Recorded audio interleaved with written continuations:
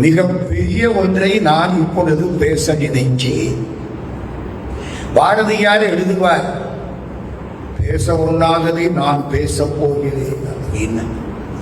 அப்படிப்பட்ட ஒரு மகான், பார்வைக்கு பக்தர் போல இருந்த சித்தர், அவருக்கு பெயர்தான் ராகவேந்திர சுவாமிகள். சித்தர்கள்ல ரெண்டு வகை. சில பேர் சித்தராகவே இருப்பார்கள், சில பேர் பார்வைக்கு பக்தராக இருப்பார்கள், ஆனால் உள்ளே சித்தராக இருப்பார்கள். திருஞான சம்பந்தர் அப்படி ஒரு சித்தர், சுந்தரமூர்த்தி சுவாமிகள் அப்படி ஒரு சித்தர், நம்முடைய திருநாவுக்கரசர் அப்படி ஒரு சித்தர், காஞ்சி காமகோடி பீடம் சந்திரசேகரேந்திர சரஸ்வதி சுவாமிகள் அப்படி ஒரு சித்தர். ஆனா வெளியில பார்த்தா சித்தர்னு தெரியாது. சித்தர் செய்யக்கூடிய செயல்களை செய்யக்கூடிய ஆற்றல் வாய்ந்தவர்கள் இவர்கள். அந்த பட்டியலில் சேரக்கூடியவர் ராகவேந்திர சுவாமிகள். எதனால இவர் சித்தர்னு சொல்றோம்? சித்தர் வரிசையில ஏன் சேர்க்கிறோம்? கொஞ்ச நேரம் கேட்டா உங்களுக்கு தெரியும். சித்தர் சிவலோகம் இங்கே தரிசித்தோ. திருமூலர் திருமந்திரத்தில் சித்தருக்கு விளக்கம் கொடுக்கிறார். சிவலோகத்தை இங்கேயே தரிசித்தவர்கள், அவர்களுக்கு பெயர்தான் சித்தர்கள். மனுஷன் இல்லை, நீ கடவுள், உனக்குள்ளே தெய்வம் இருக்கிறது, உன்னை காப்பாற்றினால் அது தெய்வத்தின் பணி. அதனாலதான் சித்தர்கள் மூலிகையை கொண்டு வர்றாங்க, மருந்து கொடுக்கிறாங்க, நமக்கு ஞானத்தை கொடுக்கிறாங்க. நம்ம எங்க போனாலும் நம்ம கூட துணைக்கு வருகிறார்கள். சித்தர்களுக்கு எல்லையே கிடையாது, வெளியில் காட்டிக் கொள்ள மாட்டார்கள். அவர்கள் விரும்பினால் அன்றி அவர்களை பற்றி நீங்கள் பேச முடியாது. அவர்கள் தங்களை வெளிப்படுத்திக் கொள்ள மாட்டார்கள். திருவண்ணாமலைக்கு பக்கத்தில் போலூர்னு ஒரு ஊர் இருந்து, அந்த போலூர்ல இருந்து கொஞ்ச தூரம் போன உடனே ஒரு சின்ன கிராமம். அங்கிருந்து மலை ஏறினால் பர்வத மலைன்னு ஒரு மலை இருக்கு, மிக புகழ் பெற்ற மலை பர்வத மலை. காஞ்சி காமகோடி பீடம் சந்திரசேகரேந்திர சுவாமிகள் பர்வத மலைக்கு போனாராம். போய் ஒரு பார்வை பார்த்தாராம். எல்லாரும் சொன்னாங்களாம், மலை ஏறலாம். கூடாது, இந்த மலை ஏறக்கூடாது, சுத்தி வரலாம், ஏறக்கூடாது. ஏன்? மலையிலே படியெல்லாம் சிவலிங்கம். அடிக்கொரு சிவலிங்கம் அண்ணாமலை, படிக்கொரு சிவலிங்கம் பர்வதமலை. அண்ணாமலையில ஒரு அடிக்கு ஒரு சிவலிங்கம். அதுக்காகத்தான் திருவண்ணாமலையை சுத்தி வர்ற பொழுது எங்கேயும் சிவலிங்கம் கையை கூப்பி ரொம்ப மதிப்போட பணிவோட சுத்தி வர. படிக்கொரு சிவலிங்கம் பர்வதமலை.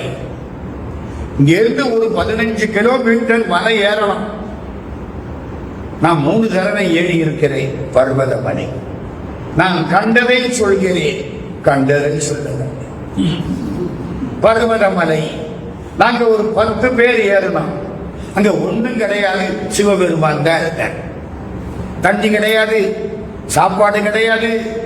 ஒரு பெரிய இடம், மேல சிவபெருமான் அம்பாள் முருகன், அவ்வளவுதான். கதவு திறந்தே கிடக்கும், அடையாள் இருக்கிறது, அஞ்சல் என்ற சொல். நாங்க ஒரு 10-12 பேர் கிளம்பணும். நடக்கிறோம், மழை வந்துகிட்டே இருக்கு. ஒரு நாய் எங்க கூடவே வருது. சித்தர்கள் தங்களுடைய வினை கணக்கை முடிப்பதற்கு நாயாக பிறப்பார்கள். இதெல்லாம் சத்தியம். அந்த நாய் அது பாட்டுக்கு வருது, நம்ம சாப்பாட்டுக்காக வரலை, நம்ம கூடவே வருது. நம்ம நின்னா அதுவும் நிற்கிது, நம்ம நடந்தா அதுவும் நடக்குது. ஒரு குறிப்பிட்ட தூரத்துக்கு போயிட்டோம் பர்வத மலை. கிட்டத்தட்ட 13-13 கிலோமீட்டர் மலை ஏறிட்டோம். இப்ப பார்த்தா எதிர்த்தாப்புல முரட்டு மலை ஒண்ணு நிற்குது. அதுல ஏறணும். மலைக்கு மேலே படியே கிடையாது. படி இல்லாம எப்படி ஏறுறது? இந்த நாய் அதோட நிற்கிது, அதுக்கு மேல வரல. அங்க இருக்கவங்க சொல்றாங்க, கடப்பாறை ஒண்ணு இருக்கிறான், கடப்பாறையை குடிச்சுக்கிட்டு ஏறு. கடப்பாறை ஒரு 10 கடப்பாறை, தோல்ல பைக்கி பையில தண்ணி, சிவபெருமானுக்கு கொஞ்சம் பூ, ராத்திரி அவருக்கு நெய்வேத்தியம்னு சொல்லி நம்ம சாப்பிடுறதுக்கு 4 வடை. அப்படித்தானே செய்யறான். அவருக்கு அப்படித்தான், அவருக்கு நெய்வேத்தியம் எல்லாம் தோல்ல இருக்கு. மறக்காதீங்க, யார்கிட்டையும் சும மாற்ற முடியாது. எல்லாரும் ஆளுக்கு ஒரு பை வச்சிருப்பான். அது தோல்ல போட்டு மேல ஏறுறோம். மூச்சு முட்டுது. கடப்பாறைய பிடிச்சு இந்த கையில ஒரு பிடி, அந்த கையில ஒரு பிடி, ஒத்த காலை தூக்கி மூச்சு முட்டி அப்படி ஏறும். ஏறி போனா வரிசைக்கு கடப்பாறை, ஒரு 10-15 கடப்பாறை இப்படியே போகும். இதுக்கு பேரு கடப்பாறை படின்னு. கடப்பாறை படி ஏறியாச்சு. அப்பாடா தப்பிச்சோம்னா மலை புரட்டி மலை இன்னும் நிற்கும். இதுக்கு எப்படி ஏறுறது? ஏணிப்படியில ஏறு. ஏணி மாதிரி படி இருக்குதுங்க.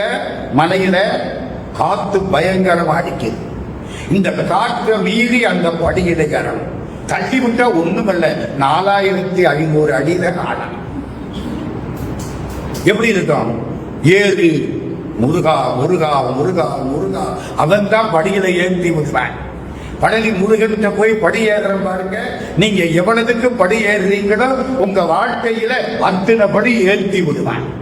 உன்படியில் ஏறி உன்னை வாழ்த்தும் நாளெல்லாம் என் தகுதி ஏற இரு கரத்தால் பூச்சி விட்டாய். முருகா முருகா முருகா. ஏணிப்படியில் ஏறியாச்சு. ஒருத்தர் கேட்கிறார், ஏணிப்படி இது கடவுளை அடைய சரிவா? இப்ப என்ன சார் இருக்கு? அடுத்தாப்புல ரொம்ப வேடிக்கை. தண்டவாளப்படி. அதென்ன தண்டவாளப்படி? அந்த மலைக்கு இந்த மலைக்கு நடுவில் தண்டவாளம் மாதிரி போட்டலாம். கீழே பார்த்தா அவ்வளவுதான். கண்ணம் அட்ஜஸ்ட் பண்ணி கீழே பார்க்க கூடாது, தண்டவாளத்தை தான் பார்க்கணும். கண்ணு கீழே பார்க்கணும். தண்டவாளத்தில் அப்படியே ஒழுங்க கிடக்கும். இப்போ மலைகிட்ட வந்துட்டு பெரிய பாறை, பாறைக்கு சைடுல பாதை போகுது. இப்படி போய் அப்படி ஏறணும் மேல. இதுக்கு என்ன படின்னு கேட்டேன். இது ஆகாசப்படின்னா. அப்படின்னா என்ன? ஒரு பக்கம் மலை, ஒரு பக்கம் வலுவெல்லாம். இப்படி சாச்சா பள்ளத்துல விடணும், அப்படி சாச்சா மலையில முட்டணும். ஒழுங்கா போகணும். ஆகாசப்படி ஏறினா ஒரு 10 படி ஏறலாம். ஒரு சின்ன அறை. இந்த அறையில ஒரு ஒரு கால் கமல். அவர்தான் சிவபெருமான், அம்பாள், முருகன். நாங்களே போய் இந்த வாட்டர் பாட்டில் சிவபெருமானுக்கு அபிஷேகம் பண்ணி நாங்களே தொடச்சி கொண்டு போன பூவை எல்லாம் அவருக்கு அலங்காரம் பண்ணி வடைய பிரசாதமா வச்சு சாமி சாப்பிட்றாத எங்களுக்கு அதான பண்றோம். எல்லாத்தையும் வச்சு ராத்திரி பூரா அங்க உட்கார்ந்து நாங்க 12 பேர் தெரிஞ்ச பாட்டெல்லாம் பாடுறோம். அவர் கேட்டுட்டு இருக்கார். மலை உயரம், நல்ல உயரம். காத்து பேய்காத்து அடிக்குது. வெளியில தலையை நீட்டினா தலை போயிடும் போது இருக்கு. அவ்வளவு காத்து. உள்ள கும்பிடுறோம். முக்கியமான செய்தி இப்ப சொல்றேன். அது சித்தர்கள் வாழக்கூடிய மலை. மேல கும்பிட்டோமா, ராத்திரி ஆச்சு, பசிச்சுது. ஆளுங்க 2 வடையை சாப்பிட்டோம். எல்லாம் சிவனுக்கு முன்னால படுத்துட்டோம். தலைமாட்டில் சிவலிங்கம், அம்பாள், முருகன். நேர வரிசைக்கு 12 பேர். அதுக்கு மேல படுக்க இடம் கிடைக்காது. ஏதோ படுத்தான். முருகா முருகா முருகா. சிவபெருமான் திருவடியில தலைய வச்சு படுத்து இருக்கிறோம் அப்படின்னு நினைச்சா தூக்கம் நல்லா ஞாபகம். சிவன் திருவடிகளை தலைய வச்சு படுத்திருக்கிறோம். சொல்ல கரியானை சொல்லி திருவடி கீழ் சொல்லிய வாக்கின் ஒரு உணர்ந்து சொல்லுவார் செல்வர் சிவபுரத்தின் உள்ளார் சிவனடிக்கு வந்தோரு மேத்தம் பணிந்து தூங்கிட்டான். நல்லா தூங்குறோம். காலையில் அவ்வளவு நடந்திருக்கே, அத்தனமும் பெரிய மலை ஏறியிருக்கே, வேறு இருக்கா, நல்லா தூங்கிட்டான். புதிகாலம் 1-2 மணி. எங்கேயோ வீணை செல்ல. சிவபெருமானுக்கு ரொம்ப பிடிச்சது வீணை. இன்னிசை வீணையில் இசைந்தோன் காண்க திருவாசகம். வேயுறு தோழி பங்கன் விடமுண்ட கண்டன் மிக நல்ல வீணை தழவி. அவர் வீணை நல்லா வாசிப்பார். உலக அழிகிற பொழுது கடைசியில எம் இறை நல்வீணை வாசிக்குமே அப்பர் சுவாமி தேவான். வீணைகம் இன்னிசை வீணையர் யாழினர் ஒருவான் திருப்பள்ளி எழுச்சி. நல்ல வீணைகள். உலகத்திலே உயர்ந்தது யாழ். யாழ் வீணையும் வேற. ஆனா நம்ம ஒண்ணு சொல்லிக்கிறோம். யாழ் இனிது குழல் இனிது என்ன, குழல் இனிது யாழ் இனிது என்பர்தம் மக்கள் மழலை சொல் கேளாதவர். நல்ல இசை. கொஞ்ச நேரம் ஆச்சா புல்லாக்குது. என்னடா இந்த புஞ்ச யாரு பாடுறா? அதுக்கப்புறம் சங்கு, சித்தர்கள் வழிபாடு சங்கு. எல்லா ஊர்லையும் சித்தர்கள் சிவபெருமானை சங்கு உதித்தான் வழிபாடு செய்வார்கள். சதுரகிரிக்கு போங்க, பெரிய சங்கு, சித்தர்கள் வழிபாடு. அழகா 1/2 மணி நேரத்துக்கு கேட்கு. நான் முடிச்சுட்டேன். எனக்கு ஒரு பழமை நமக்கு தான் கேட்குதா இல்ல மற்றவங்களுக்கு கேட்குதா? என் பக்கத்துல ஒரு ஆடிட்டர், என்னுடைய மாணவர் ஸ்ரீகாந்தன் பேர், என் கூட எந்த இடத்துக்கும் வர்றவர். சொல்ல போனா அவர் கூட நானும் போயிட்டு இருக்கேன். எழுப்புனேன், கேட்குதா? ஆமா சார் கேட்குது. எல்லாரும் இருந்துச்சு. ஒரு 1/2 மணி நேரத்துக்கு அருமையான இசை. அப்புறம் மெதுவா அடங்கிடுச்சு. எங்களுக்கு ஒண்ணும் புரியல. ஒருத்தர் அந்த பாருங்க, இந்த வாசப்படியிலிருந்து யாரோ எந்திரிச்சு போறாங்க. ஜடை தெரியுது, முடி தெரியுது, உடம்பெல்லாம் முடி தெரியுது. யாரா எந்திரிச்சு போறாங்க பார்த்தா மறந்துட்டார். சதுரகிரி மாதிரி பர்வத மலையும் மறக்காதீங்க. மறுநாள் காலையில அங்கிருந்து இறங்கினா ஒரு மௌன சுவாமிகள் அங்க இருக்க, பேச மாட்டாங்க. அங்க உள்ளவங்க ஒரு 2 வேலைக்காரங்க இருக்காங்க. கேட்டோம், ராத்திரிக்கு சித்தர்கள் வழிபாடு செய்வார்கள். நீங்க படுத்திருந்த இடத்துல சித்தர்கள் வழிபாடு செய்தார்கள். எப்படி? இந்த மௌனசாமி எங்களை எழுதி கேட்டார், நீ எந்த ஊர்? நான் மதுரையில் எழுதி கொடுத்தேன். பேப்பரை எடுத்தார். மதுரையின் பெருமையை மணன்னு 1.5 பக்கத்துக்கு எழுதிட்டார். கேட்டீங்க, மீனாட்சி கல்யாணம் 63, அந்த 64 திருவிளையாடல் வரிசைக்கு அழகா இருக்கின்றார். சாமி ரொம்ப பெரியாடி. ஒரு வீடு போட்டுட்டு கீழே இறங்கினா இந்த ஒரு கொட்டப்பாக ஒரு மலை சொன்ன மலையில தானே ஏழி, அந்த தண்டவாளப்படி, அப்புறம் ஏழிப்படி, முதல்ல கடப்பாளப்படி. அதுக்கு கீழே போனா ஒரு பக்கத்துல அப்படியே ஒரு 10-12 படி இறங்கு. இந்த படி இறங்கி போனா பெரிய வாழைத்தோட்டம் இருக்கு. அதுக்கு கீழே போனா படி போயிட்டே இருக்கு. நான் பயந்துட்டேன், இது எங்கேயாவது கொண்டே விட்டுட்டா நாம என்ன பண்றது? திரும்ப ஏறமே. எந்த ஊர்? பர்வதமலை. சித்தர்கள் வழிபாடு இன்றைக்கும் நடக்கிறது. அந்த சிவபெருமான் ரொம்ப கம்பீரமாக இருக்கிறார். யாராவது அந்த பக்கம் போனா திருவண்ணாமலையிலிருந்து அப்படி திரும்பி பாருங்க, பர்வதமலை தெரியும்.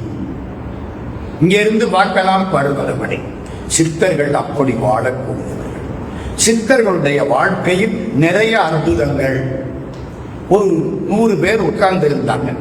அது ஒரு கோயில். சாமிக்கு சந்தனம் வச்சிருந்தாங்க. சந்தன கட்டை, சந்தன கல்லு. யாராவது சந்தனம் அரைக்கணும். ஒரு ஆள் அந்த ஓரத்துல சன்னியாசி மாதிரி உட்கார்ந்து இருந்தார். இங்க வாங்கன்னு கூப்பிட்டாங்க. வந்தாய். என்னமோ சொல்லிக்கிட்டே இருக்க. இந்த சந்தனத்தை அரைச்சு கொடு. யாரோ அந்த கோயில்ல இருக்கிற பெரிய ஆள். இந்த ஆளை பார்த்து இந்த சந்தனத்தை அரைச்சு கொடு. அவர் சிரிச்சபடி சந்தன கட்டையில சந்தனத்தை அரைக்கிறது. காசியில விஸ்வநாதனுக்கு ராத்திரிக்கு இவ்வளவு சந்தனம் சாத்துவாங்க. நாட்டுக்கோட்டன் செட்டியார்களுடைய சந்தனத்தில இருந்து அந்த சந்தனம் அரைச்சு போகும். காலையிலிருந்து ராத்திரி வரைக்கும் ஒரு பண்டா உட்கார்ந்து அரைச்சுக்கிட்டே இருப்பாரு. எப்படி? கட்டையில சந்தனம் கட்ட, சந்தனம் கண்டு இப்படியே அரைப்பார். அந்த தூங்குற போது கை அதுவா அரைப்போகுது. அவ்வளவு அரைப்பார். இவ்வளவு சந்தனம் சிவபெருமானுக்கு சாத்தி மறுநாள் காலையில் எடுத்து கொடுத்தாங்க. சிவனுக்கு சந்தனம் ரொம்ப பிடிக்கும். சந்தன சாந்தின் சுந்தர போற்றி, சிந்தனை கரிய சிவமே போற்றி, சந்தன பாடித குங்கும உலகிட சண்பக கடக புய. பழைய திருப்புகள்ல விநாயகர் பெருமானுக்கு பாட்டு. அதற்கு சிறப்பு என்ன தெரியுமா? சந்தன சாந்தின் சுந்தரன் சிவபெருமான், சந்தன சாந்தின் சுந்தரன். பரவு நெடுங்கது உலகில் விரும்பிய பவனி வரும்படி அதனாலே பகர வளங்களும் நிகர விளங்கிய இருளை ஒளிர்ந்தது நிலவாலே வரையினில் எங்களும் உலகில் நிறைந்தது வரிசை தரும் பதம் அது வாடி வளமோடு செந்தமும் உரை செய்ய அன்பரும் மகிழ வரங்களும் அருள்வாயே ஹரஹர சுந்தர அருமுகையன்றுனி அடியர் பணிந்திட மகிழ் போதி அசலனிடும் கொடி அமையமை தன் சுடர் குறவர்களின் இதமணவாடா. நித்தம் பாட்டு முக்கியம். கருதலி திருந்துய சரவண குங்குமன் களவமணிந்து மணிமார்வா. களவம்னா என்ன? சத்தனம். கருதறி திருந்துய சரவண குங்குமன் களவமணிந்து மணிமார்வா. கனகமிகும்பதி மதுரை வளம்பதி அதனில் வளர்ந்தருள் பெருமாளே. மதுரை திருப்புகள் விநாயகருக்கு வழிபாடுபடி சீரன் களவ செந்தாமரை. கலகம்னா சந்தனம், சந்தன அரைக்கணும். இந்த ஓரத்துல ஒரு ஆள் உட்கார்ந்து இருந்தார், ஒரு துண்டு போர்த்தி இருக்காரு. ஆளை பார்த்தா சாதாரணமா தெரியுது. கூப்பிட்டாங்க, இந்த சந்தனத்தை அரைச்சு கொடு. அவர் என்னமோ சொல்லிக்கிட்டே இருக்காரா, சொல்லிக்கிட்டே சந்தனத்தை அரைச்ச. இவ்வளவு சந்தனம் கதிச்சு தண்ணியை விட்டு கலக்கணும். எல்லாருக்கும் பூஜை சொல்லு. வந்தாங்க, கொடுத்தாங்க. எல்லாம் சந்தனத்தை வாங்கி இந்த நெஞ்சில நான் பூசினாங்க. எரியுது, ஐயோ எரியுது எரியுது எரியுது, கொப்பளம் வந்துருச்சு. சந்தனம் குளிர்ச்சியா இருக்கும், இது என்ன எரியுது? இந்த ஆளு என்னமோ சொல்லிக்கிட்டே இருக்கு. அக்னி சூக்தம்னு ஒரு மந்திரம். அக்னி சூக்தம் சொல்லி ஒரு சந்தனத்தை அரைச்ச சந்தனம் நெருப்பாயிரும். இந்த ஆளு அக்னி சூக்தம் சொல்றாரு. எல்லாம் கால விழுந்துட்டான். சாமி எரியுது எரியுது, எங்க பார்த்தாலும் சந்தனத்தை பூசிவிட்டேன், எரியுது, காப்பாத்தனும் வருண சூக்தம் சொன்னார். 10 நிமிஷம் குளிர்ச்சி ஆயிடுச்சு. சாமி நீங்க யாரு? ராமனை தொண்டார்.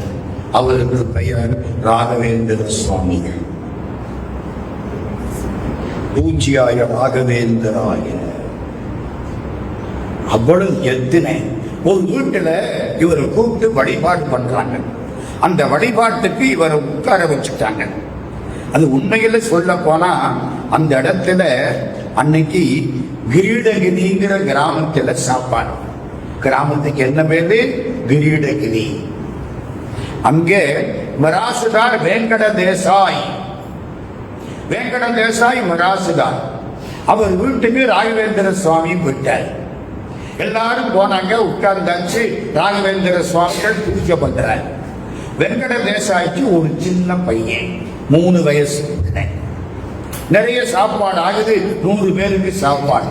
மாம்பழம் பாயாசம் கேள்விப்பட்டிருக்கீங்களா? மாம்பழம் பாயாசம் சாமிக்காக தயார் பண்றாங்க. பெரிய அண்டாவில குடிக்க இல்லை, குடிக்க. அப்பொழுது பாயாசம் தயார் பண்றாங்க. இந்த 3 வயசு பையன் குடி வந்தானா, அண்டாவுக்குள்ள எட்டி பார்த்தானா, விழுந்தான், முடிஞ்சு வச்சு. அவங்க அம்மா தேடிட்டு போய் பார்க்கறா, இப்படி ஆயிடுச்சு. யாருன்னு சொல்ல வந்து ராகவேந்திர சுவாமிகள் காலில் விழுந்து எல்லாரும் சாப்பிட்டு முடிச்சுட்டாங்க. இவர் 2 பேரும் வருத்தத்தோட நிற்கிறாங்க. சாமி அச்சுத போட போறார்.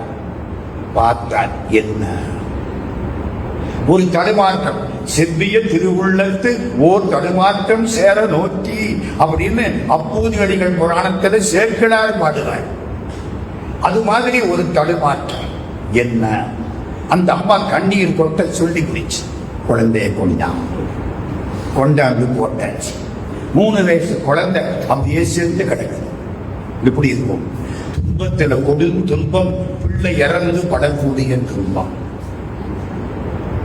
அப்பா இறந்து போனா 6 மாசத்துக்கு துன்பம், அம்மா இறந்து போனா 1 வருஷத்துக்கு துன்பம், மனைவி இறந்து போனா அடுத்த காலம் கல்யாணம் பண்ற வரைக்கும் துன்பம். சில பேருக்கு அதுக்கு அப்புறம் துன்பம். குழந்தை இறந்து போனா இவன் சாகிற வரைக்கும் துன்பம். ராவணேஸ்வரன் அழுவான். இந்திரஜித்து இறந்த பொழுது நான் இறந்து நீ சொல்ல வேண்டி இருக்க, நீ இறந்து நான் சொல்றாப்புல வச்சுக்கியடா. எனக்கு நீ செய்யத்தக்க கடனெல்லாம் ஏங்கி ஏங்கி உனக்கு யான் செய்யலானே. எதனால? நேரிடை ஒழுத்தீரான். ஒரு பொண்ணுக்காக நான் ஒன்ன கொடுத்துட்டேன்னு ராவணேஸ்வரன் அழுகிறான். புள்ள செத்து போச்சு. 3 வயசு புள்ள. சுவாமி பார்க்கிற, அர்ச்சதைய போடுறார், தீர்த்தத்தை தெளிக்கிறார். 3 வயசு புள்ள கம்பீரமாய் போச்சு. இப்ப சொல்லுங்க, இவர் சித்தரா இல்லையா? அதுக்காகத்தான் இந்த பட்டியல்ல ராகவேந்திர சுவாமியை சேர்த்தது. இன்னொரு நிகழ்ச்சி சொல்றேன் உங்களுக்கு. 1642 கடும் பஞ்சம். ஆந்திர பக்கம் பூரா பஞ்சம். தஞ்சாவூர்ல பஞ்சம். தஞ்சாவூர்ல எங்க பார்த்தாலும் நெல் களஞ்சியம். தஞ்சாவூர்ல பஞ்சம். தஞ்சாவூர் பக்கம் கும்பகோணம். அங்கதான் ராகவேந்திர சுவாமி மடம் ஆரம்பத்தில் இருந்துச்சு. தஞ்சாவூர் ராஜா சுவாமி காலில் வந்து விழுந்துட்டார். ஒரே பஞ்சம், சாப்பாட்டுக்கு வழி இல்லை, மழை கிடையாது. சாமி நீங்க தஞ்சாவூருக்கு வரணும். சாமி தஞ்சாவூருக்கு போனார். எல்லா இடத்திலையும் எங்கெல்லாம் சாப்பாடு வச்சிருப்பாங்களோ அவ்வளவு இடத்திலையும் சாப்பாடு கிடையாது, வெறும் பாத்திரம். சாமி என்ன பண்ணார் தெரியுமா? அக்ஷயம் ஒரு மந்திரம். இந்த திருதியில என்னமோ சொல்லுவீங்க, அக்ஷய திருதியை அப்படின்னா என்ன? அன்னைக்கு தான் தங்கம் வாங்கணும்னு சொல்லாதீங்க, அது நம்மளை ஏமாத்தணும். அக்ஷயம்னா என்ன அர்த்தம்? கைய வச்சா பெருகும்னு அர்த்தம். அக்ஷய வடம், அக்ஷய பாத்திரம். சூரிய பகவான் பாஞ்சாலிக்கு கொடுத்தது அக்ஷய பாத்திரம். அதுல எடுத்தாள்னா சாப்பாடு வந்துகிட்டே இருக்குமா. இவர் சாப்பிட்டான்னா அன்னைக்கு சாப்பாடு முடியுமா. அதுக்கு பேரு அக்ஷய பாத்திரம். அலகாபாதிலையும் காசியிலையும் கயாவிலையும் ஒரு பெரிய மரம், அதுக்கு பேரு அக்ஷய வடம். அதுக்கு கீழே உட்கார்ந்து வழிபாடு பண்ணினால் சகல சௌபாகியங்களும் கிடைக்கும்.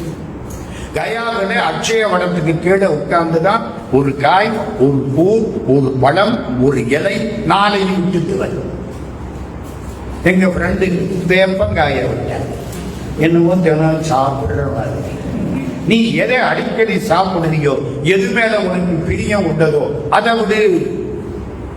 எங்கிட்ட கேட்டாங்க 1999 முத அப்பத்தான் போறேன் கயாவில்.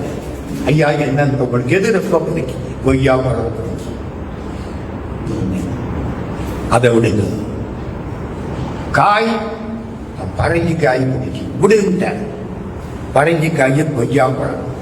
எதை என்னமோ சொன்னாரு, விட்டேன். நான் ஏற்படுத்தாத இலை தெரியல, எனக்கு மறந்தேன். இந்த 2ஐயும் விட்டுட்டு தண்ணி மேல சத்தியம் சாப்பிட மாட்டேன். விட்டுட்டு வரணும். அக்ஷய வடத்துக்கு கீழே வந்தனா அன்னைக்கு மறுநாள் புறப்பட்டு ட்ரெயினுக்கு வரணும் காசியில. மறுநாள் புறப்பட்டு வர்றதுக்கு காசி சத்திரத்துல இருக்கிறேன். அங்கிருந்து ஒரு போன் வருது. யாரா நமக்கு இந்த ஊர்ல போன் பண்றா? ஒருத்தர் ரயில்வே ஸ்டேஷன்ல இருந்து போன் பண்றாரு. நான் காசி சத்திரத்திலிருந்து புறப்பட்டு ரயிலுக்கு வந்துட்டேன், நீங்களும் இந்த ரயிலுக்கு வரப்போவதான்னு சொன்னாங்க. என்னுடைய பணம் பைய காசி சத்திரத்துல அந்த கேஷியருக்கு பக்கத்துல வச்சுட்டு மறந்துட்டு வந்துட்டேன், எடுத்துட்டு வாங்க. போய் பார்த்தா நல்ல வேலையா பைய, அதான் பெரிய ஆச்சு. சரின்னு சொல்லி எடுத்துட்டு வந்து எடுத்துட்டு கொண்டு போய் கொடுத்தேன். அவருக்கு சந்தோஷம் தாங்கல. இந்தாங்க என்ன சாப்பிடுங்க. திறந்து பார்த்தா 4 கொய்யா பழம். நேற்று தாயா விட்டேன். புரியுதா? இதெல்லாம் எங்கே? அக்ஷய வளம். எதுக்கு சொல்ல வந்தேன்? அக்ஷய வளத்துல உன் பத்துக்களை விட்டு விட்டால் எல்லா பத்துக்களையும் விடுவதற்கு அது ஒரு தொடக்கமாக வளரும். இங்கே இவர் இப்ப என்ன பண்றார்? அக்ஷய பாத்திரம், அக்ஷயன் மந்திரம் சொன்னார். சொல்லிட்டு சிறின்னு எழுதினார். பெரிய மந்திரம் சிறி. பல வீடுகள்ல எழுத்து சிறின்னு எழுதி வச்சிருப்பான். மகாலட்சுமிக்கு அடையாளம். ஸ்ரீதரன்னா என்ன அர்த்தம்? மகாலட்சுமியை மார்பில் தரித்திருப்பவன். ஸ்ரீ என்பது மகாலட்சுமி. எழுதி போட்டாரா? எல்லா பாத்திரத்திலையும் தானியம். உட்கார்ந்து வருணனுக்கு பூஜை போட்டாரா? மழை கொட்டோ கொட்டுன்னு போட்டது. 1642. மகாராஜாவுக்கு சந்தோஷம். ஒரு மாணிக்க மாலையை சாமிக்கு கொடுத்துட்டேன். வெல்வதிக்க முடியாத மாணிக்க மாலை. சாமி அதை வாங்கினாரா? அக்னி பகவானுக்கு சமர்ப்பணம்னு அக்னியில கொடுத்தேன். அவனுக்கு எப்படி இருக்கும்? எந்த காலத்து மாலை? இந்த தாத்தாவுக்கு தாத்தா போட்டிருந்த மாலை இந்த சாமிகிட்ட கொடுத்தேன். அக்னியில போட்டுட்டாரு. என்ன சாமி இப்படி போட்டுட்டீங்களே வருந்தினான். அவ்வளவுதானே. அக்னி பகவானை கொண்டாடினார். உள்ள கைய விட்டார். மாலை எடுத்தார். இந்த வச்சுக்க. இப்ப சொல்லுங்க, இவர் சித்தரா இல்லையா? அதனாலதான் இந்த லிஸ்ட்ல சாமி பேரை சேர்த்தேன். சாமியுடைய வேஷ்டி காலி வேஷ்டி.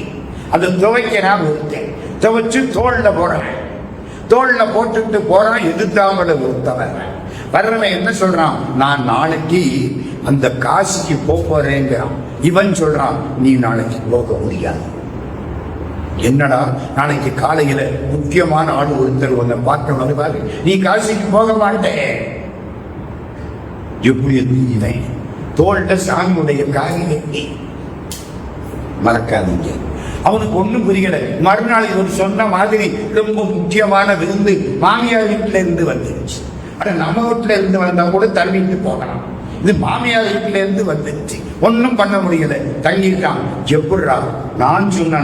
நான் சொல்லி இருக்க மாட்டேனேங்கிறான் இன்னைக்கு. அவன் என்று நீ தாண்டா சொன்னேன். எனக்கு கூட தெரியாதம்மா. சாமியுடைய காதி வேஷ்டி தோல்ல இருந்தது. அவனுக்கு ஞான திருஷ்டி கிடைச்சு அடுத்த நிமிஷம் என்ன நடக்கும்னு சொல்லக்கூடிய அளவுக்கு அவ்வளவு ஆற்றல் உண்டாக்கி இருக்கிறது. சீனிவாசாச்சாரியார்னு ஒருத்தர் ரொம்ப ஆச்சாரமான மனுஷன் வந்தார். சாதுர்மாசிய விரதம் பண்ணிக்கிறாங்க. இங்கே மழை காலத்துல 4 மாசம் சன்னியாசிகள் ஒரே ஊர்ல இருப்பாங்க, வேற ஊருக்கு போக மாட்டாங்க. இங்க சாப்பாடு ஏற்பாடு பார்த்தா கடுகு போட்டிருக்காங்க. கடுகு சாப்பிடக்கூடாது, ஒரு சம்பிரதாயம். அவரு பார்க்கிறார், என்ன இங்க கடுகு போட்டு சமைக்கிறாங்க, இன்னைக்கு சாப்பிட. சீனிவாசாச்சாரியார் பெரிய ஆச்சாரம்.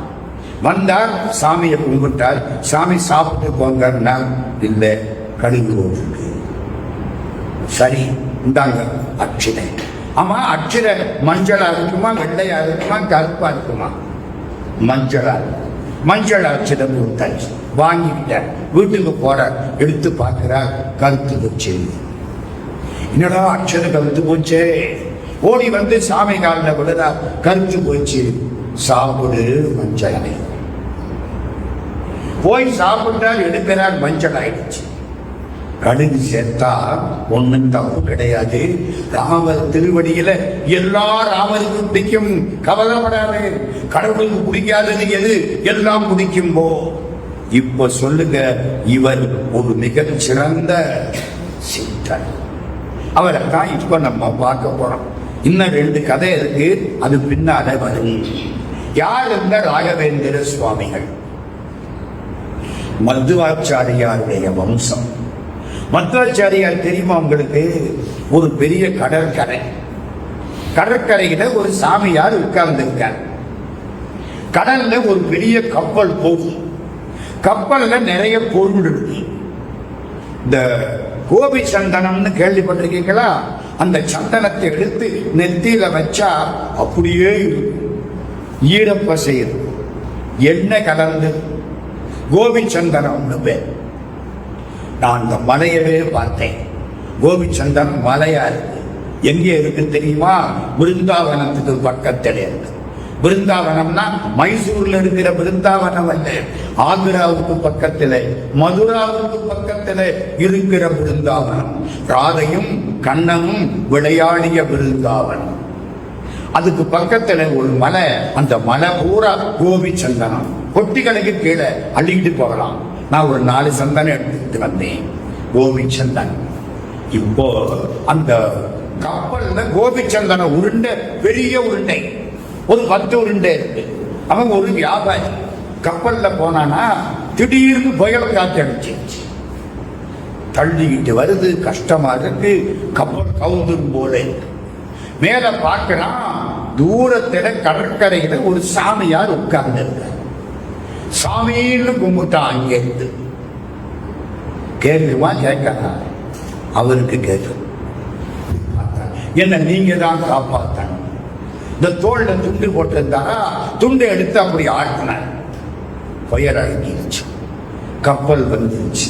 அவன் கப்பலை கொண்டாந்து நிறுத்தி விட்டு படகுல இறங்கி ஓடி வந்தார். சாமின்னு காலில் வந்து, சாமி நீங்க காப்பாத்துனீங்க, 100 பேர் கப்பல்ல இருக்கிறோம், நிறைய பொருள் இருக்கு, நீங்க காப்பாத்துனீங்க, கப்பலை நீங்க எடுத்துருங்க.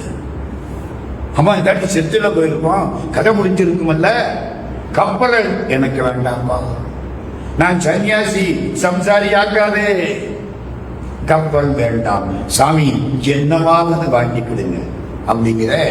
கப்பலுக்குள்ள கோபிச்சந்தன உருண்ட, ஒரே ஒரு உருண்டை மட்டும் கொடு சாமி. எந்த உருண்டை? நீங்க வாங்க சாமி, வருறேன். உள்ள போன கோபிச்சந்தன உருண்டை அடுக்கி இருந்து எடுக்கிறார், பார்க்கிறார். இது வேண்டாம், இது வேண்டாம், இந்த உருண்டை தூக்க முடியல, கணக்கு தூக்கி தோல்ல வச்சார். பலமான ஆளு சாமி. பீமனுடைய அம்சம் மறக்காதீங்க, பிரகலாதனுடைய அம்சம் சாமி. அப்படியே தூக்கி தோல்ல வச்சார், கொண்டாடுங்க. ஒரு குளம் ஊருணி உட்கார வச்சார். அந்த கோபிச்சந்தன் உருண்டைய தண்ணீர் அப்படியே கழுவுறார். தண்ணீர கழுவுனா சந்தனம் என்ன ஆகும்? கரைஞ்சி கரைஞ்சி கரைஞ்சி கரைஞ்சி எல்லாம் போச்சு. உள்ள பார்த்தா ஒரு கிருஷ்ண விக்கிரகம் இருக்கு, அழகா புல்லாங்க, கையில ஒரு மத்து, அப்புறம் இன்னொன்னு என்ன கயிறு. அவங்க அம்மா விரட்டுற பொழுது மத்துக்கு கயிறுக்கும் பயந்து அதை கையில தூக்கிட்டு ஓடுனானா கிருஷ்ணன். அழகா இருக்கு. அதை கொண்டே உடுப்பியில இன்னைக்கு ஸ்தாபிதம் பண்ணியிருக்கார். உடுப்பி கிருஷ்ணன். இந்த சாமியாருக்கு பேரு மத்வாச்சாரியார்னு பேரு. அந்த மத்வாச்சாரியாருடைய வம்சத்திலே மடங்கள் வந்தன. அந்த மடத்திலே 15வது மடாதிபதி ஒருத்தன். அந்த 15வது மடாதிபதிக்கு விஜயேந்திர தீர்த்தர்னு பேர். தீர்த்தர்னு அவங்க பேர் வச்சுக்குவாங்க. விஜயேந்திர தீர்த்தர்னு அவருக்கு பேர். அவர் இசையில ரொம்ப வல்லவர். 1530 இருந்து 1614 வரைக்கும் விஜயேந்திர தீர்த்தர் அங்கே மடாதிபதியாக இருந்தார். இதெல்லாம் ராகவேந்திர சாமிக்கு முன்னால இருந்தார். கும்பகோணத்தில் அவர் சமாதி இருக்குன்னா, சோலையப்பன் தெருன்னு பேரு, காவேரி கரை, விஜயேந்திர தீர்த்தர் சமாதி கும்பகோணத்தில் இருக்கு. ஒரு நாள் இவரோட போட்டி போட்டு பாட வடநாட்டில இருந்து ஒருத்த வந்தார்.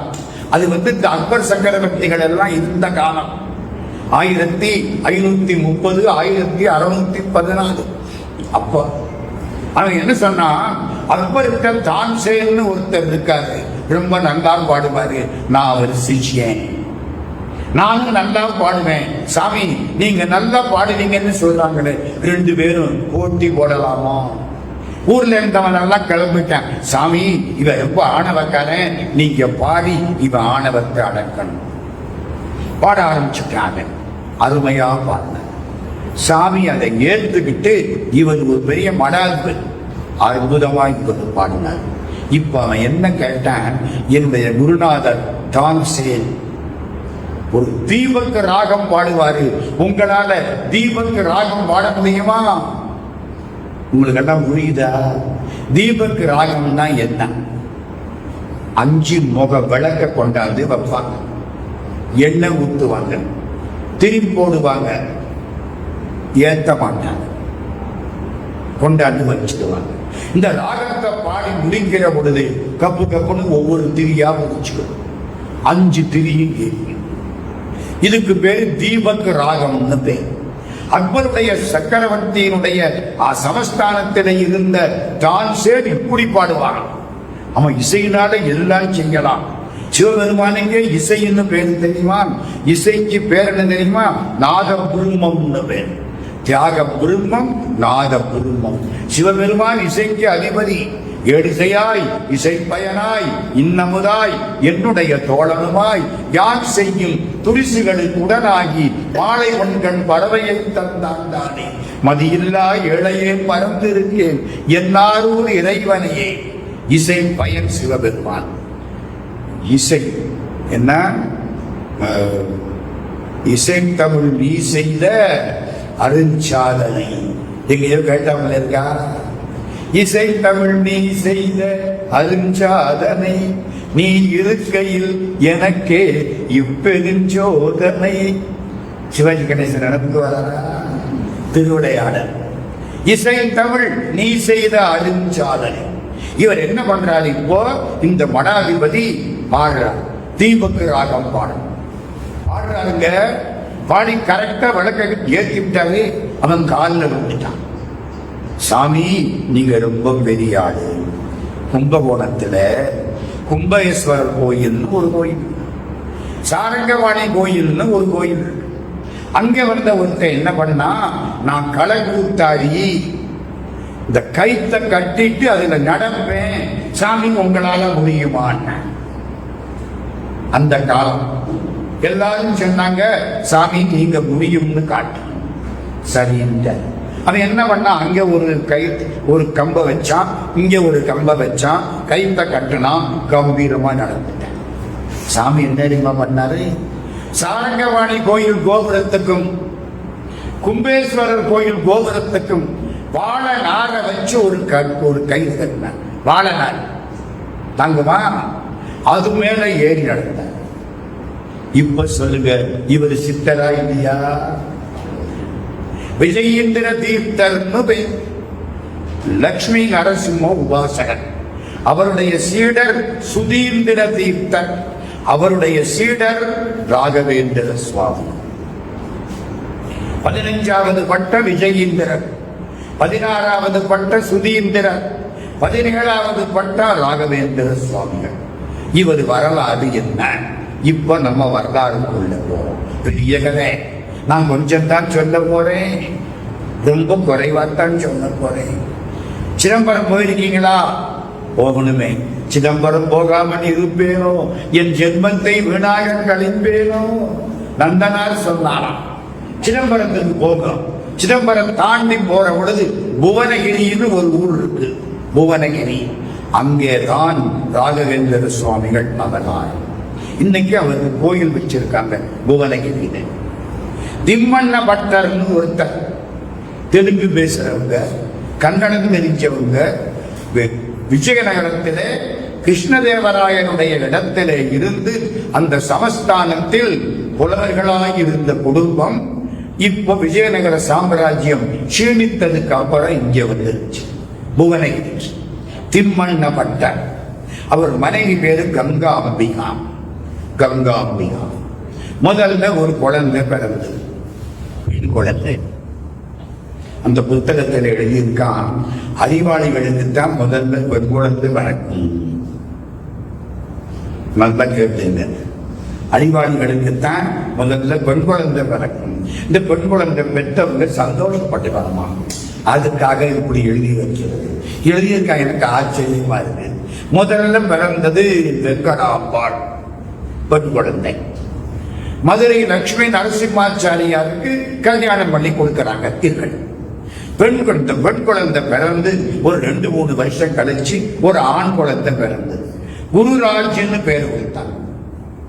அந்த ஆண் குழந்தை பிறந்து கொஞ்ச நாள் ஆச்சு. 1595 அடுத்து ஒரு ஆண் குழந்தை பிறந்தது.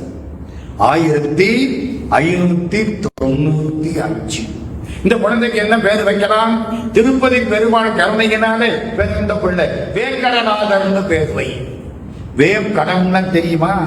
துன்பம் வெந்து போகும்னு அர்த்தம். கடமுன்னா துன்பம், வேகுன்னா வெந்து போறது. திருவேங்கடம்னா என்ன அர்த்தம்? துன்பத்தை வேக செய்து மகாலட்சுமி கடாட்சத்தை கொடுப்பதுன்னு அர்த்தம். திருவேங்கடம். திருமலைக்கு இன்னொரு பேரு திருவேங்கடம். இந்த பையனுக்கு வேங்கடநாதன் பேர் வச்சான். குழந்தை வளர்ந்து அவங்க அப்பாவுக்கு வயசாயிடுச்சு. மதுரையில அவங்க அத்தான் அந்த முதல்ல பெண் பிறந்தது இல்ல, அதை நரசிம்மாச்சாரியாருக்கு கொடுத்தாங்கல்ல, அவங்க மதுரையில இருக்கிறாங்க. இந்த பையன் மதுரைக்கு போனான். மதுரையில போய் அக்கா வீட்டுல செல்லமா இருந்தான். அவரு நிறைய சொல்லி கொடுத்தார். மீமாம்சை, தர்க்கம், கணிதம், வானசாஸ்திரம், ஜோசியம். அந்த காலத்தில் அப்படி படிச்சது. நம்ம எம்எஸ்சி படிக்கிறப்பல்ல, எம்ஏ, எம்எஸ்சி, பிஹெச்டி. அந்த காலத்துல அஸ்ட்ரானமி, அஸ்ட்ராலஜி, மேத்தமேட்டிக்ஸ், எல்லாம் லாஜிக் எல்லாம் படிச்சான். அதுதான் பாடம். படிச்சு முடிச்சானா 1619. இந்த பையனுக்கு 24 வயசு. கல்யாணம் பண்ணிட்டாங்க. பின்ன என்ன, நம்ம ஊர்ல அப்படித்தானே பழக்கம். வயசானா என்ன செய்யணும்? கல்யாணம் பண்ணணும். அது என்ன, இவன் கல்யாணம் பண்ணாம நிம்மதியா இருக்கிறது? இருக்கக்கூடாது. புரியுதா? எங்க ஊர்ல ஒருத்தனை கேட்டாங்க, டேய், காதல் கல்யாணத்துக்கும் அப்பா அம்மா பார்த்து பண்ணி வைக்கிற கல்யாணத்துக்கும் என்ன வித்தியாசம்னு உனக்கு தெரியுமா? நல்லா தெரியும். சொல்லு. Love marriage and arranged marriage அதானே? அழகான சொன்னான். தானே போய் கிணத்துல விழுந்தா லவ் மேரேஜ், அப்பா அம்மா தள்ளி விட்டு கிணத்துல விழுந்தா அரேஞ்ச் மேரேஜ். எப்படியோ கிணத்துல விழுகிறது மேரேஜ். அவன் தெளிவா இருந்திருக்க. அந்த காலத்துல நமக்கெல்லாம் விழுந்ததுக்கு அப்புறம் தான் தெரியும், வெளியே நிற்கிற போது தெரியாது. இந்த பிள்ளைக்கு ஒண்ணும் தெரியாத வயசு. கல்யாணத்தை பண்ணிட்டாங்க. ஒண்ணுக்கு சரஸ்வதி பாயுன்னு மகாலட்சுமி. கௌதம கோத்திரத்திலே இவங்க சொந்தக்காரங்க பூரா அந்த பெண்ணுக்கு சுமங்கிலி பிரார்த்தனை இன்னைக்கு வரைக்கும் நடத்துறாங்க. அவ வண்ணன பூங்கியம் இருங்க. கதையை சொல்றேன். சரஸ்வதி பாய்க்கு இவருக்கு கல்யாணம் ஆச்சு. ஒரு ஆண் குழந்தை பிறந்தது. லக்ஷ்மி நரசிம்மன். வசதி இல்லை, வறுமை. இவருக்கு வேதம் தெரியும், தர்க்கம் தெரியும், மீமாம்சை தெரியும். சோத்துக்கு வழி இல்லை, வறுமை. பாதி நேரம் பட்டினி. பார்த்த, அம்மா நீ இங்க இரு, நான் கும்பகோணத்துக்கு போய் மடத்துக்கு போயிட்டு வரேன். புவனகிரியில அம்மா மனைவியை வச்சுட்டு கும்பகோணத்துக்கு போயிட்டா நம்முடைய வெங்கடநாதன். கும்பகோணத்துல சுதீந்திரர்னு அந்த மடாதிபதி இருக்கிறார். மத்வ சம்பிரதாயம். மால்வரை பற்றி உங்களுக்கு தெரியுமா? ஆதிசங்கரர், ராமானுஜர், மத்வர். கடவுளின் நீயும் ஒண்ணு. பார்க்கிறதுக்கு 2 மாதிரி தெரியுது. இதுதான் அத்வைதம். ஆதிசங்கரன், நீ கடவுளாகலாம், அகம் பிரம்மாஸ்மி தத்துவமசி, அது நீயாகிறாய். இது ஆதிசங்கரன். பின்னால வந்த ராமானுஜன், கடவுளும் நம்மளும் ஒண்ணு இல்ல, விசேஷமா கடவுளுக்குன்னு சில தன்மைகள் இருக்கு, அது விசிஷ்ட அத்வைதம். நீயும் கடவுளும் வேறதான். நீ ஒரு காலம் கடவுளாக முடியாது. நீ கடவுளுக்கு மாதிரி ஆகலாமே தவிர கடவுளாக முடியாது. இதுதான் துவைதம். இதுதான் மதுவாச்சாரியா. நம்ம சைவ சித்தாந்தத்துக்கு பக்கத்துல வர்றது துவைதம். சைவ சித்தாந்தம் என்ன? பதி பசு பாசம் என்னைக்கு இருந்தாலும் பசு பசுதான், பதி பதிதான். பசு பதியாக மாற முடியாது, பசு மாதிரி பதி ஆக முடியாது. பதி மாதிரி பசு ஆகலாம், ஆனா பதி ஆக முடியாது. அது மாதிரி வேற, அது வேற. இந்த ஆடு மாடு மாதிரின்னா முட்டு வராது கேட்கக்கூடாது. புரியுதா? மாதிரி துவைத்தவர். அதான் மதுவாச்சாரியார். அந்த வம்சத்திலே வந்தவர்கள் மதுவாச்சாரியார், பிரகலாதன், வீமன். இவர்களுக்கெல்லாம் பின்னால ஆஞ்சநேயர், இதுக்கு முன்னால எல்லாரையும் வழிபடக்கூடியவர்கள். அந்த மடத்திலே சுதீந்திரத்தை போய் சிடராச்சென்ன. அவரு நிறைய பாடம் நடத்துறார். எங்க பாடம் என்னைக்காவது படிச்சு முடியுமா? படிக்க படிக்க படிக்க நமக்கு எவ்வளவு தெரியலன்னு தெரியும். படிச்சதானே தெரியும், படிச்சதால் தெரியும். எவ்வளவு தெரியலன்னு தெரியும். அழிதோர் அறியாமை கண்டால் இங்கேயும். சுதீந்திர தீர்த்தர் பாடம் நடத்துறார். ஒரு பெரிய நூல். அந்த நூலை வச்சு அதுக்கு பாடம் சொல்லிக்கிட்டே போறார். புது புது விளக்கங்கள் சொல்கிறார். நியாய சுதான்னு அந்த நூலுக்கு பேர். நியாய சுதாவுக்கு விளக்கம் சொல்கிறார் குருநாதர் சுதீந்திர தீர்த்தர். நம்ம வேங்கடநாதர் கேட்டுக்கிட்டே இருக்க, எழுதிக்கிறார். இந்த காதலை வாங்கி அந்த காதலை விட்டுறப்படாது, ஒரு நோட்டு போட்டு எழுதுறார். சில இடங்கள்ல சுதீந்திரன் தீர்த்தர் பொருள் சொல்லாம போயிட்டார். கஷ்டமா இருக்கு, தெரியாது.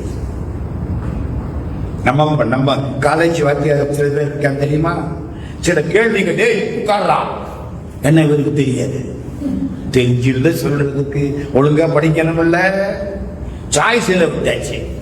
இப்ப அதுல அவன் கேட்கிறான், நான் சாய்ஸ்ல விட்டுட்டேன்னு சொல்ல முடியுமா? இவர் அதை விட்டுட்டாரு. இந்த பிள்ளை வேங்கடநாதன் அந்த நோட்டுல குருநாதர் சொல்லாத இடத்துக்கு பொருள் எழுதியிருக்க, வாத்தியாருக்கு மேல பிள்ளை எழுதி ராத்திரி தலைமாட்டில் அதை வச்சுக்கிட்டு இப்படி குளிர் தாங்காம படுத்து கிடக்கிறார். 12 மணி குருநாதர் வெளியில வர்றார். ஒரு பார்வை பார்த்தா வேங்கடநாதர் இங்க படுத்து கிடக்கு. ஐயோ பாவம், குளிர்ல படுத்து கிடக்கிறான். வந்து பார்க்கிறாரா, தலைமாட்டில் 7. என்னடா 7? எடுத்து பார்த்தா இவருக்கு தெரியாத அர்த்தத்தை அவன் எழுதியிருக்கான். பரவாயில்லை, இந்த பிள்ளைய விட்டுறக்கூடாது, அறிவாளி கிடைக்க மாட்டான். குளிர்ல இருக்கானே, அவர் ஒரு காவி துணி போட்டு இருந்தார், அதை தூக்கி இந்த பிள்ளைக்கு போட்டு விட்டார். அன்னைக்கே கடவுள் தீர்மானம் பண்ணிவிட்டார், உனக்கு காவி துணி தான், இதுதான் விதி. அவர் காவி துணியை இவருக்கு போட்டு விட்டார். இவர் காலையில பார்க்கிறார், குருநாதருடைய காவி துணி மேல எடுத்துக்கொண்டாந்து போட்டு அழுதார். நான் தான் போறது, எழுது, இன்னும் எழுது. நியாயசுதாவுக்கு விளக்கம் 600 பக்கம் எழுதினார். குருநாதர் அதை கொண்டு வந்து அரங்கேற்றம் பண்ணினார். அதுக்கு பேரு நியாயசுதா, ஸ்ரீமன் நியாயசுதான்னு பேர் வச்சார். அந்த உரை எழுதின இவரை பரிமளாச்சாரியார்னு பாராட்டினார். பரிமளம்னா என்ன அர்த்தம்? நல்ல வாசம். பரிமளம்னா மிகச்சிறந்த மனம். பரிமளாச்சாரியார்னு பட்டார். இப்ப குருநாதர் இவரும் பாராட்ட ஆரம்பிச்சுட்டார். பாராட்டிட்டு இருக்கிற போது ஒரு நிகழ்ச்சி நடந்தது.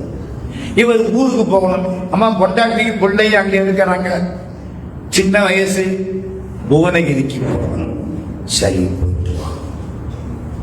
ஊருக்கு வந்தார். பிள்ளைகளை உட்கார வச்சு பாடம் நடத்தினார். அந்த கால வேதத்துக்கு யாரும் சேர்ந்தா கொஞ்சம் ஆடு என்ன கொடுப்பான், சுத்தி சுத்தி வந்த ஒரு கைப்பிடி அரிசி சேரும். திரும்பவும் வறுமை, திரும்பவும் கஷ்டம். அண்ணனை கஷ்டப்படுத்த முடியலை. அக்கா இருந்தது மதுரையிலே, வேண்டாம், என்ன செய்யலாம்? திரும்ப மடத்துக்கு போ. குடும்பத்தை கூட்டிக்கிட்டு கும்பகோணத்துக்கு போயிட்டேன்.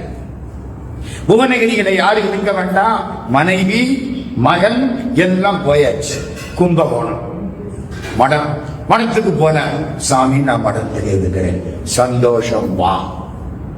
குடும்பத்துக்கான சாப்பாடு ஏற்பாடெல்லாம் செய்யப்பட்டது. மடத்திலிருந்து துணி, மடத்திலிருந்து சாப்பாடு, நிம்மதி. இங்கே நிலையம் படி படிச்சாரா. ஒரு நாள் பக்கத்துல வந்தார் சுதீந்திரன். எனக்கு வயசாயிடுச்சு, உடம்பு சரியா இல்லை, மூலராமன் கூடுகிறான். யார் மூலராமன்? வழிபாடு பண்ற மூர்த்திக்கு மூலராமன் பேர். மந்திராலயா போயிருக்கீங்களா? ராகவேந்திர சுவாமிகள் சமாதிக்கு மேல இருக்கிறது மூலராமர். மூலராமருக்கு தான் பூஜை வழிபாடு. மூலராமர் என்ன கூப்பிடுகிறார், இந்த மடத்துக்கு எனக்கு அடுத்து ஒரு மடாதிபதி வேண்டும். நான் திடீர்னு இறந்து போயிட்டேன்னா மூலராமர் பூஜை நின்று போயிடும். ஆமா, ஒரு 4 நாளைக்காவது நிக்கும்ல. அப்படி நிக்க கூடாது. ஒரு நாளா நான் என்ன செய்யணும்? அடுத்த பட்டமா நீ வரணும், சன்னியாசம் கொடுக்கிறேன். எப்படி இருக்கும்? குருநாதா மன்னிச்சு, வயசு கம்மி, வைராக்கியம் இல்லை, பொண்டாட்டிய பார்த்தா ஆசையா இருக்கு, பிள்ளைய பார்த்தா வாசமா இருக்கு, வயசு கம்மி, பெரிய பெரிய சார்ந்தோர்கள் வச்சு வழிபாடு பண்ண மூலராமரை தொட்டு வழிபாடு பண்றதுக்கு எனக்கு பக்குவம் வேணும். பக்குவம் கிடையாது, எனக்கு வைராக்கியம் கிடையாது. இது நான் யோசிக்கணும். மனைவி மக்களை காப்பாற்றணும், விட்டுட்டு வர முடியாது. குருநாதா மன்னித்துக் கொள்ளுங்கள். குருநாதர் பார்த்தார், நம்ம தான் கொஞ்சம் அவசரப்பட்டுவிட்டோம். சரி விட்டு குடிப்போம். விட்டுட்டார். குருநாதருக்கு உடம்பு சரியில்லை. யாரையாவது உண்டாக்கி வைக்கணும். கூப்பிட்ட இன்னொரு சிஷ்யனை, இந்தா உனக்கு சன்னியாசம் கொடுக்கிறேன். சன்னியாசம் கொடுத்தார். யாதவேந்திரன் பேரு வச்சார். என்ன பேரு? யாதவேந்திரன். யாதவேந்திரங்கிறது ராமர் பேரா கிருஷ்ணன் பேரா? யாதவ வம்சம், கிருஷ்ணன் பேரு. இவருக்கு இனிமே பேர் வைக்கணும். யாதவேந்திரன் பேர் வச்சார். அநேகமா அடுத்த மடாதிபதி அவன் தான்ங்கிற மாதிரி தான் தெரியுது. அந்த யாதவேந்திரன் என்ன சொன்னார்? நாம் புறப்பட்டு பத்ரிநாதரை கும்பிட்டு வாரேன்.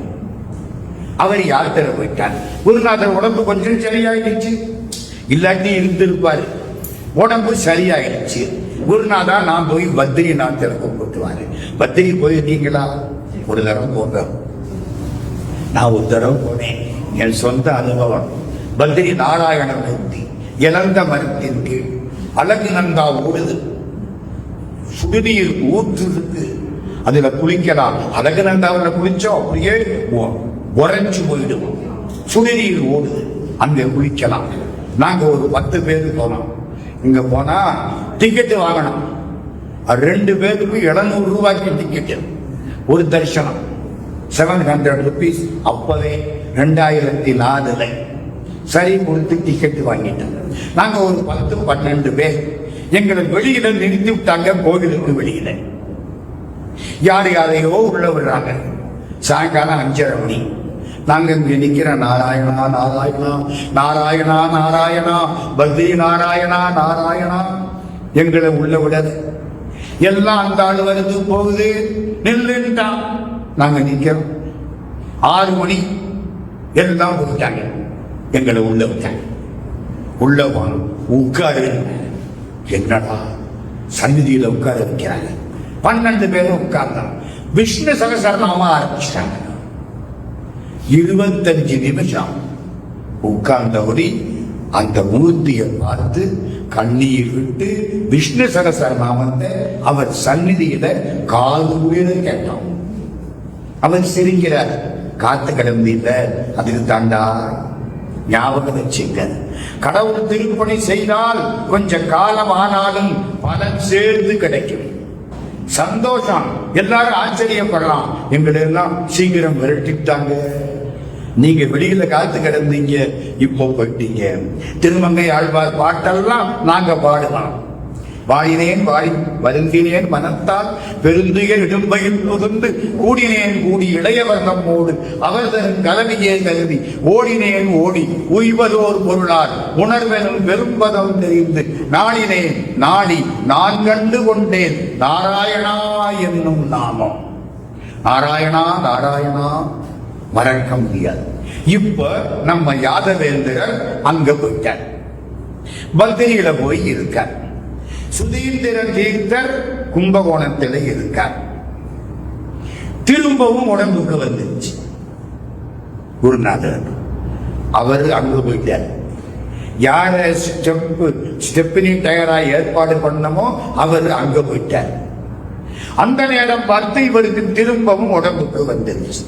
70-80 வயசாச்சு. ஒன்றும் முடியல. திரும்பவும் வேங்கடநாதர் போயிட்டார். ஒன்னி சொன்னேன், நீ எடுத்துக்கல. இப்போ அவர் அங்க போயிட்டார். யாதவேந்திரன், நீதான் அடுத்த பட்டத்துக்கு வர வேண்டும். மூலராமர் பூஜை தடைப்படக்கூடாது.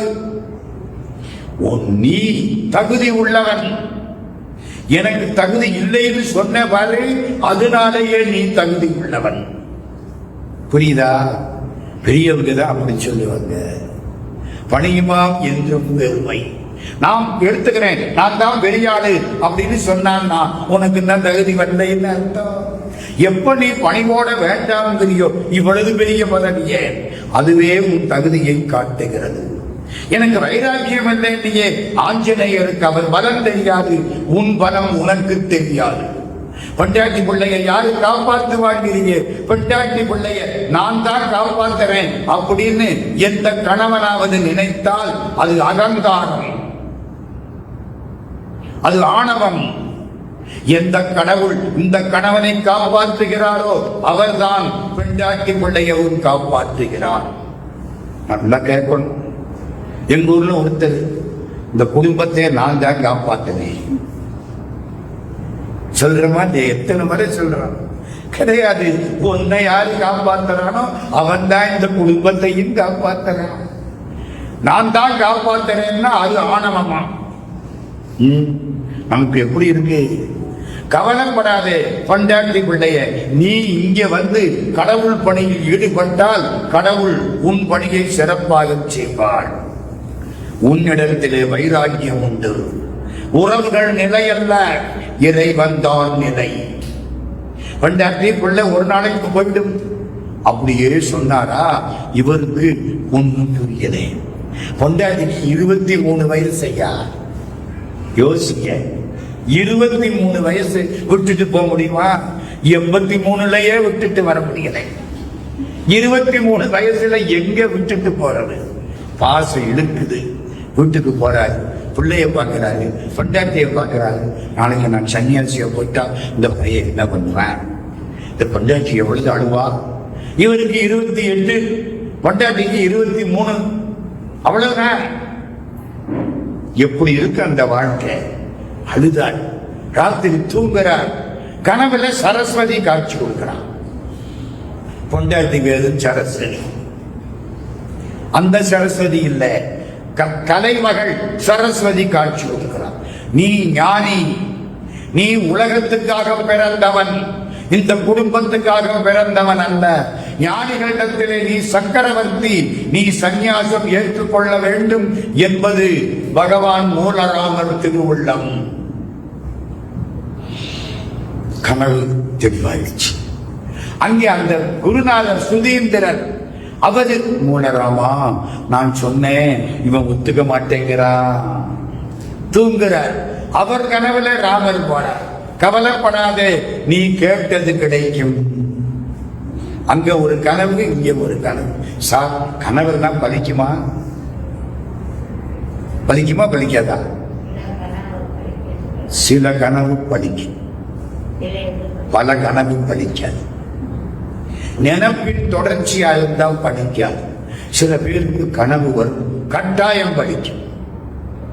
1948 ஜனவரி மாசம் 28ஆம் தேதி ராத்திரி ஒருத்தருக்கு கனவு வந்தது. முடிச்சார். நண்பர்கள்ட்ட சொன்னார், இப்படி ஒரு கனவு. வெளியே சொல்லாதரா, போலீஸ் முடிச்சுட்டு போயிடும். முட்டா வேலை இருக்கியே, இந்த வேலை கனவு வந்தா சொல்லப்படாது. இல்லை, என்னால மனசுல வச்சுக்க முடியாது, நான் சின்ன குழந்தை மாதிரி சொல்லி வெளியே சொல்லாதே. சொல்ல 28ஆம் தேதி ராத்திரி கனவு. 29 முடிஞ்சது. 30ஆம் தேதி 1948 ஜனவரி 30ஆம் தேதி இவர் கண்ட கனவு நடந்து விட்டது. மகாத்மா காந்தி சுட்டுக் கொல்லப்பட்டார். சர்வசித்து தை திங்கள் 17ஆம் தேதி. சர்வசித்து தை திங்கள் சார்ந்த 17 பெருமை சேர் வெள்ளி பிறங்கு நாள் அருமைமிகு காந்தி மகான் உயிரும் கர்த்தன் திருவடியில் சாந்தி அடைந்ததுவேதான். இவருக்கு கனவு காந்தியை யாரும் சொல்றாப்ப வெளியே சொல்லலாமா? சொன்னா புடிச்சு வச்சிருவேன். இப்ப எல்லாரும் சொல்றாண்டே, நீ கண்ட கனவு பறிச்சிருக்க. எனக்கு தெரியும், என் கண்ணன் எனக்கு கனவிலே வருவான். அந்த ஆள் யாரு தெரியுமா? யாருக்கு இந்த கனவு வந்து தெரியுமா? 1948 ஜனவரி மாசம் 28ஆம் தேதி காந்தி சுடப்பட்ட மாதிரி கனவு கண்டவர் யாரு தெரியுமா? மாட்டு வண்டி ஓடாத ஊர்களிலே கூட தன்னுடைய பாட்டு வண்டி ஓட்டிய கவியரசு கண்ணதாசன். நான் அவர் கூட 10 வருஷம் பழகி இருக்கேன், அவர் கூட சுத்தி இருக்கேன், என்னை பத்தி எழுதியும் இருக்கார். இது இது சுய விளம்பரம் உண்மை. என்னங்க எழுதுறார், எனக்கு சில கனவுகள் வரும் படிச்சு. நம்புறீங்களா? நமக்கு தெரியாத கண்ணதாசன் ஒருத்தர் இருக்கார். இந்த பாட்டு சினிமா பாட்டெல்லாம் ஒண்ணுமில்ல, அங்க ஒண்ணு இருக்கு, கனவு படிச்சு. இப்ப 2 பேருக்கு கனவு. சுதீந்திர தீர்த்தருக்கு மூலராமன் வந்தார், நம்ம வேங்கட பட்டருக்கு சரஸ்வதி வந்தாள். தெளிவாயிடுச்சு. சொல்ல அவ எங்க இருக்கிறா? புவனகிரியில இருக்கிறா. திரும்ப வண்டிக்கணும். அவ புவனகிரியை விட்டு கும்பகோணத்திற்கு வந்தாச்சு. நேர போனார், காலில் விழுந்தார். நான் ஒப்புக்கொள்கிறேன், சுதீந்திரருக்கு ரொம்ப மகிழ்ச்சி. தஞ்சாவூர்ல பட்டாபிஷேகம் ஆகும். கும்பகோணத்துல மனைவி இருக்கான். மடம் இருக்கிறது கும்பகோணம், மனைவி இருக்கிறது கும்பகோணம். பட்டாபிஷேகம் தஞ்சாவூர்ல பண்றாங்க. ஏன்? தஞ்சாவூர் ராஜா சொல்லிட்டார், நம்ம அரண்மனையில தான் இந்த பட்டாபிஷேகம் நடக்கணும். தஞ்சாவூர் மகாராஜா ராகவேந்திரன் விருப்பப்படி ரகுநாத பூபாலர்னு பேர். இவரை கொண்டு வந்து உட்கார வச்சாங்க. 1623 பிறந்தது 1595. எத்தனை வருஷம் ஆச்சு? 28 வயசு. மகாராஜா வந்து கவரி வீசுறார். இவரை உட்கார வச்சு ரத்தின அபிஷேகம் செய்து இவரை மடாதிபதி ஆக்கி விட்டார்கள். வேங்கட பட்டருக்கு இப்ப என்ன பேரு? ராகவேந்திரர். மடாதிபதியாக மாறினதுக்கு அப்புறம் வேங்கட பட்டர் ராகவேந்திரங்கிற பேருக்கு வந்துட்டார். அந்த முந்தி ஒருத்தர் சன்னியாசம் கொடுத்து அவர் எங்கே இருக்காரு? பத்ரியில இருக்காரு. அவருக்கு பேரு யாதவேந்திரர், இவருக்கு பேரு ராகவேந்திரர்.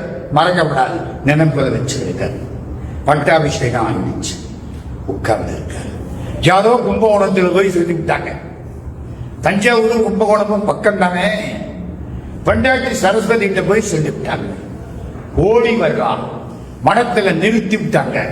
சன்னியாசி ஆயிட்டா கொண்டாட்டி முகத்தை பார்க்க கூடாது.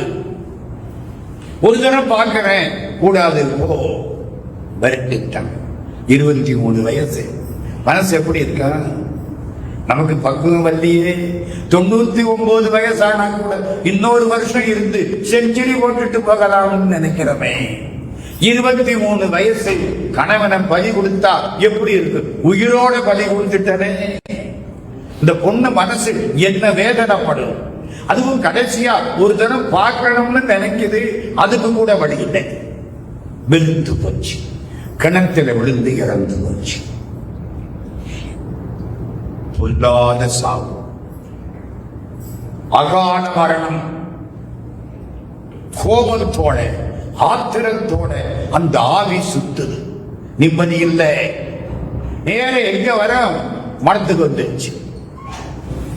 நல்ல கேளுங்க, இறந்ததுக்கு அப்புறம் 16 நாளைக்கு ஆவி நம்ம இறந்த இடத்தையும் சுடுகாட்டையும் தான் சுத்தும். அதுக்காகத்தான் விளக்கை ஏற்றி வச்சிருது, கும்பிடுறது, திருவாசகம் படிக்கிறது. அந்த ஆவிக்கு மனசு நிம்மதியாகும். இறந்த வீட்டுக்கு போனா கேதம் கேட்கறது ஊர் பெருமைக்கு. அதுக்காக செத்தவர் திரும்பி வர போறது இல்லை.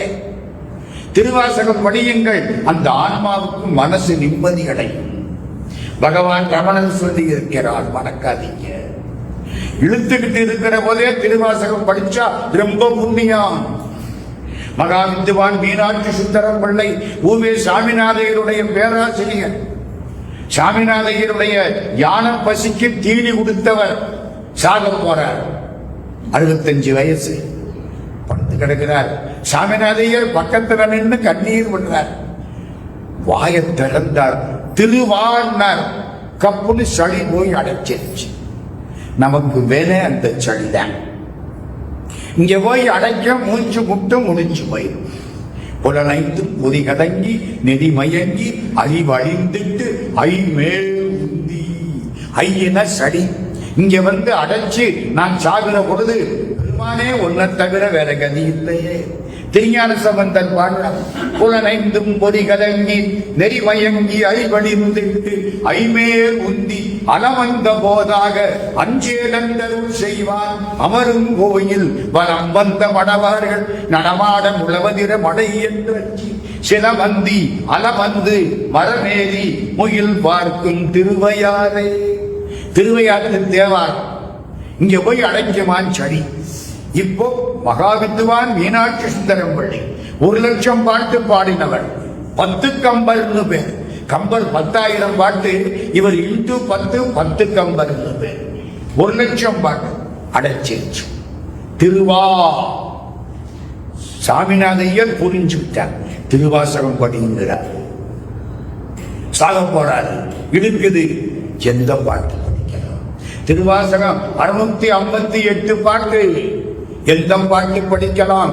வழங்குகின்றாய்க்கு உன் அருளார் அமுதத்தை வாரிக்கொண்டு விழுங்குகின்றேன் விச்சினேன் வினையேன் என் விதியின்மையால் தளங்கரும் தேனன்ன தண்ணீர் வருக தந்து உய்ய கொள்ளாய் அழுங்குகின்றேன் உடையாய் அடியேன் உன்னடை கலமே. நான் ரொம்ப நாளா பட்டினி கிடந்தேன், சாப்பாடு இல்லை, நீ அழுகுங்கிற சாப்பாட்டை கொடுத்து வாரி வாரி கொட்டிக்கிறேன். இது கிடைக்குமோ கிடைக்காதோன்னு எனக்கு தலையெழுத்தில்லை, விக்கல் எடுக்குது. நீதான் தேர் மாதிரி தண்ணீரை கொடுக்கணும். இது அடைக்கல 10. திருவாசகம் 24ஆம் தலைப்பு. அடைக்கல 10ல 10வது பாட்டு.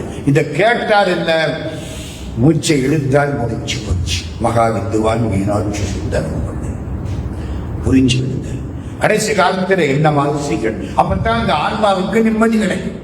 இப்போ 23 வயசு பொண்ணு, ஆசை உள்ள பொண்ணு, கணவன் மேல காதல் உள்ள பொண்ணு, கணவன் தான் எல்லாம்னு நினைச்ச பொண்ணு எப்படி இருக்கும்? சன்னியாசியா போயிட்டாரு. இனிமே உன்னை பார்க்க மாட்டாரு, உன் பக்கத்துல வரமாட்டாரு. இறந்து போனாள். ஆன்மா துடிக்குது, தவிக்குது. நேர போய் இவர் பூஜை பண்ற இடத்துல நிக்குது. உள்ள போக முடியல.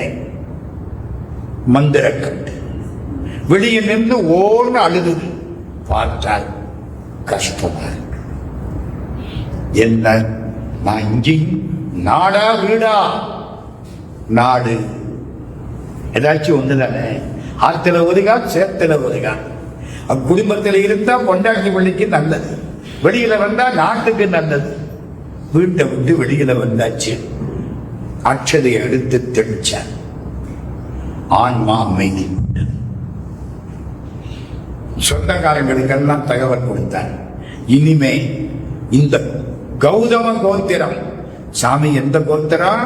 கௌதம கோத்திரம். கௌதம கோத்திரத்திலே நம்ம சொந்தக்காரங்க அத்தனை பேரும் வீட்டிலே விசேஷம் நடக்கிற போது இந்த மனைவி சரஸ்வதி அவளுக்கு புடவை வைக்கணும், நகை வைக்கணும், பூஜை பண்ணணும், சுமங்கலி பிரார்த்தனை பண்ணணும். இன்னைக்கு வரைக்கும் கௌதம கோத்திரத்திலே இவர் சொந்தக்காரங்க பூரா அந்த சரஸ்வதி வாய்க்கு அந்த சுமங்கிலி பூர்த்தை, சுமங்கிலி பிரார்த்தனை நடத்தி கொண்டிருக்கிறார். சுதீந்திர தீர்த்தர் அவர் யாத்திரை கிளப்பிட்டார். உடம்பு சரியில்லாம போகும், ஒரு ஆளை வைப்பாரு, எந்திரிச்சுக்குவாரு. இப்பவும் எந்திரிச்சுட்டார், கிளம்பி போனார். 2 வருஷம் குறிச்சு போச்சு. இவர் போய் அவருக்கு செய்ய வேண்டியதெல்லாம் பண்ணிட்டு வந்துட்டார். அந்த பத்திரிக்கு போனார்ல யாதவேந்திரர், அவரு வந்துட்டார். அதானே வம்பு. வந்த உடனே ஊருக்கான 2 ஆயிட்டான். கொஞ்சம் பேர் அந்த பக்கம், கொஞ்சம் பேர் இந்த பக்கம். யாதவேந்திரத்தை அவரு சந்நியாசமா முதல்ல பண்ணினார். அதனால இந்த பட்டம் அவருக்கு தான். இங்க சில பேர் இவருக்கு தான் பட்டாபிஷேகமே ராஜா பண்ணி இருக்காரு. அதனால யாதவேந்திரர் கூடாது, ராகவேந்திரர் தான் வரும். யாதவேந்திரர் வெர்சஸ் ராகவேந்திரர். கோர்ட்டுக்கு போக வேண்டிய சூழ்நிலை. தஞ்சாவூர் ராஜா வந்தார், எல்லாரையும் கூப்பிட்டார். 2 பேரும் நல்லவங்க, 2 பேருக்கும் பதவி ஆசை இல்லை. இந்த கூட இருக்கவே விட மாட்டேங்கிறாங்க. புரியுதா உங்களுக்கு? கட்சிக்காரன் ஒத்துக்குவேன், வாங்கின பீஸுக்கு வக்கீல் விட மாட்டேன், விட மாட்டார்ல. அதுபடி இந்த ஆளு சுப்ரீம் கோர்ட் வரைக்கும் இழுத்துருவோம். அவன் இழுத்தாங்க, நமக்கு கிடைக்கப்படாம கூட இருக்கவன் ரெண்டு கட்சி ஆயிட்டான். ராஜா வந்தார், உட்கார வச்சார். நான் சொன்னா கேளுங்க, கேட்கிறோம். சாமி பேர் வைக்கிற போதே தீர்மானம் பண்ணி பேர் வச்சுட்டார். என்ன? யாதவேந்திரன் அவருக்கு பேர் வச்சார், கிருஷ்ணன் பேரு. ராகவேந்திரன் இவருக்கு பேர் வச்சார், ராமன் பேரு. எந்த அவதாரம் முன்னால? ராமாவதாரம். அப்போ ராகவேந்திரருக்கு தான் முதலிடம், யாதவேந்திரருக்கு இரண்டாவது இடம். இரண்டாவது அரசாட்சி பண்ணது யாரு?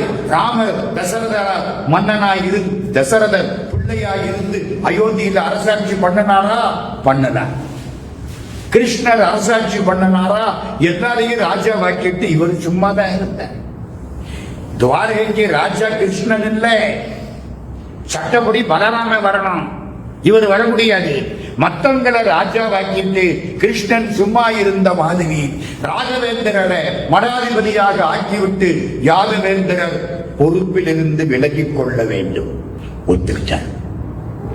எனக்கு ஒரே ஒரு வாய்ப்பு கொடுக்கும். என்ன? ஒரு நாளைக்கு மூலராமருக்கு நான் பூஜை பண்ணுவேன். அவர் கும்பிடணுமா இல்லையாப்பா? அவர் இருக்கட்டும். அதான் அந்த காலம். நம்மளா இருந்தா கோர்ட்டுக்கு போவோம் இல்லையா? அண்ணனும் தம்பி சண்டை போட்டு 60 ஏக்கர் நிலம் கடைசி வக்கீலுக்கு போயிடுச்சு. ஆமாங்க, நான் சொல்லக்கூடாது இடமெல்லாம் பேரெல்லாம். கோடிக்கணக்கான சொத்து, 25 வருஷமா கேஸ். வக்கீல பார்த்து கேட்டேன், எங்க இந்த கேஸ் எப்ப முடிய விட்டுருவோமா? புரிஞ்சுக்கிடுங்க. 2 பேர். அதெல்லாம் ஒரு காலம். இப்ப யாதவேந்தர் என்ன பண்ணாரு? மூலராமர் நல்லா பண்ணணும். மூலராமரை எடுத்து ஒரு நாள் பூரா பக்கத்தில் இருந்து அழுது கண்ணீர் விட்டு பூஜை பண்ணாரு, தொட்டு கும்பிட்டாரு, புறப்பட்டாரு. இனிமே இங்க வந்த நடந்தாரு. பல ஊர்களுக்கு போனார். கிருஷ்ணா நதிக்கரையில சமாதியாட்டார் யாதவேந்திரர். இப்ப இங்க வர்றோம் நம்ம ராகவேந்திரன். ராகவேந்திரர் இங்கே இருந்து இப்போ கிளம்புறார். இனிமே எல்லாம் விட்டு போச்சு. இனிமே நாட்டுக்காக பாடுபட வேண்டும். 1623 இருந்து 1671 வரைக்கும் 48 ஆண்டுகள் அந்த பட்டத்திலே இருந்தவர் ராகவேந்திர சுவாமிகள். மதுரைக்கு போறார். திருமலை நாயக்கன் யானையில உட்கார வச்சு கவரி வீசுறான். கொல்லாபுரம் போறார். கோல்காபூர்னு பேரு, கொல்லாபுரம். ராஜா சிவாஜி வந்துட்டார். சிவாஜி மகாராஜா. இவர் காலில் விழ ராகவேந்திர சுவாமி ஆசீர்வாதம் பண்ணி, நீ இந்து மதத்தை காப்பாற்றுவதற்காக விஷ்ணுவால் அனுப்பப்பட்டவன். வீர சிவாஜி. சிவாஜிக்கு பக்கத்துல ஒருத்தர் வார. அவரை பார்த்த உடனே இந்த ராகவேந்திரர் அவரை கும்பிட, அவரு இவரை கும்பிட. அவர் யாரு தெரியுமா? சிவாஜியினுடைய குருநாதர் சமர்த்த ராமதாஸ். இதெல்லாம் ஒரு காலம். பரம ஞானிகள். சமர்த்த ராமதாசரை பத்தி ஒண்ணு சொல்லவா? சமர்த்த ராமதாசர் சிவாஜியினுடைய குருநாதர். சிவாஜி மகாராஜா பட்டாபிஷேகம் பண்ணி பெரிய ராஜா வாய்த்த மகாராஷ்டிர சாம்ராஜ்யம். சிவாஜி மாமன்னர். இதெல்லாம் 1620 ஒட்டின காலகட்டம். சிவாஜி பட்டாபிஷேகம் பண்ணி உட்கார்ந்திருக்கார். தெரு வாசல்குடியில குருநாதர் சமர்த்த ராமதாசர் வந்து நிற்கிறார். பகதி பிச்சாந்தேகி. எங்க? சிவாஜி பிச்சை போடு. சிவாஜி இங்கிருந்து ஓடுறார். வாசலுக்கு வெளியே நிற்கிறார் குருநாதர். என்ன பிச்சை போடலாம்? ஒரு 5000 மகனா, ஒரு 50,000 பொண்ணு, ஒரு 1000 யானை ஓடல். ஒரு பேப்பரை ஓலை எடுத்தார். என்னமோ எழுதினார். அவருடைய சிவப்பு பையி, காவி பையி உள்ளுக்கு போட்டார். சமர்த்த ராமதாசருக்கு ஒண்ணு புரியலை. எடுத்து பார்க்கிறார். இதுவரை சிவாஜி மன்னன் தேடிய சொத்துக்கள், அவனுடைய கோட்டைகள், அவனுடைய யானை, குதிரை, அவன் உள்பட அனைத்தும் சமர்த்த ராமதாசர் திருவடிகளில் சமர்ப்பணம். அவ்வளதையும் கொடுத்தாச்சு. வந்து நிக்கிறது சமர்த்த ராமதாஸ். சமர்த்த ராமதாஸ் என்ன பண்ணான்? தேங்க்யூ. அப்ப நீ எப்ப வெளியில போற கேட்டாரா? நம்ம ஊர் சாமியாரா இருந்தா அவர்கிட்ட கேட்டிருப்பாரு. எழுதி கொடுத்துட்டீல்ல, நீ போ. சமர்த்த ராமதாஸ் என்ன தெரியுமா சொன்னாரு? நான் சன்னியாசிடா, என்ன ராஜ்யத்தை கொடுத்து சம்சாரியாக்க பார்க்கிறேன். காலில் விழுந்த ஒண்ணு செய், இந்த ராஜ்யம் யாருக்கு சொந்தம்? குருநாதா உங்களுக்கு தான் சொந்தம். நீ என்னுடைய ஏஜென்ட். இந்த காவி துணியை கிழிச்சாய், இதுதான் உனக்கு கொடி. இந்த கொடியை பார்க்கிற போதெல்லாம் இந்த சாம்ராஜ்யம் சமர்த்த ராமதாசருக்கு சொந்தம், நான் இந்த சாம்ராஜ்யத்துக்கு காவல்காரன் என்ற எண்ணம் உனக்கு வரட்டும். ஓ, எப்படி இருக்கு பார்த்தீங்களா? இதெல்லாம் படிச்சாதான் நம்ம நாடு எப்படி, நம்ம எப்படி அப்படிங்கிற நினைப்பெல்லாம் நம்மளுக்கு வரும். கல்லூரியிலையோ பள்ளிக்கூடத்திலேயோ இதெல்லாம் பாடத்துல வைக்கிறதே இல்லை. வச்சா என்னாக நாடு திருந்திட்டா நம்ம கஷ்டப்பட முடியாது. நம்ம கஷ்டப்படுற வந்துடும். நான் ஒண்ணு சொல்லப்படாது. அந்த சமர்த்த ராமதாசன் ராகவேந்திர சுவாமிகள் 2 பேரையும் சந்தித்து கொண்டார்கள். 2 பேரும் கட்டி தழுவி கொண்டார்கள். சுவாமி நிறைய நூல் எழுதினார். ஒரு நாள் சுவாமி அப்படி நடந்து போயிட்டு இருக்கார். போயிட்டு இருக்கிற பொழுது ஒருத்தன் மாடு மேய்க்கிறான். அந்த இடம் அதோனின்னு ஒரு இடம். அதோனி ஒரு சமஸ்தானம். அதுல கண்டனத்தின்னு ஒரு சின்ன கிராமம். வெங்கண்ணான்னு ஒரு பிராமணன் அந்த மாடு மேய்க்கிறார். மாடு மேய்ச்சிட்டே இருந்தாரா, நம்ம ராகவேந்திர சுவாமி அந்த பக்கம் நடந்து போறார். என்ன ரஜினிகாந்த் ஞாபகத்துக்கு வர்றாருன்னா கொடுத்து வைக்கணுமா? வருது இந்த ரஜினிகாந்துக்கு கொடுத்து வைக்கணுமா இல்லையா? ராகவேந்திர சுவாமி அப்படி நடந்து வரார். இந்த வெங்கண்ணா காலில் போய் விழுந்துட்டான். சாமி, ஆட்டு பால் எடுத்து சாப்பிடுறீங்களா? பால் சாப்பிட திரும்பினார். உனக்கு கஷ்டம் வர்ற போது என்ன நினை? கஷ்டம் வர்ற போதுதான் கடவுளை நினைப்போம்.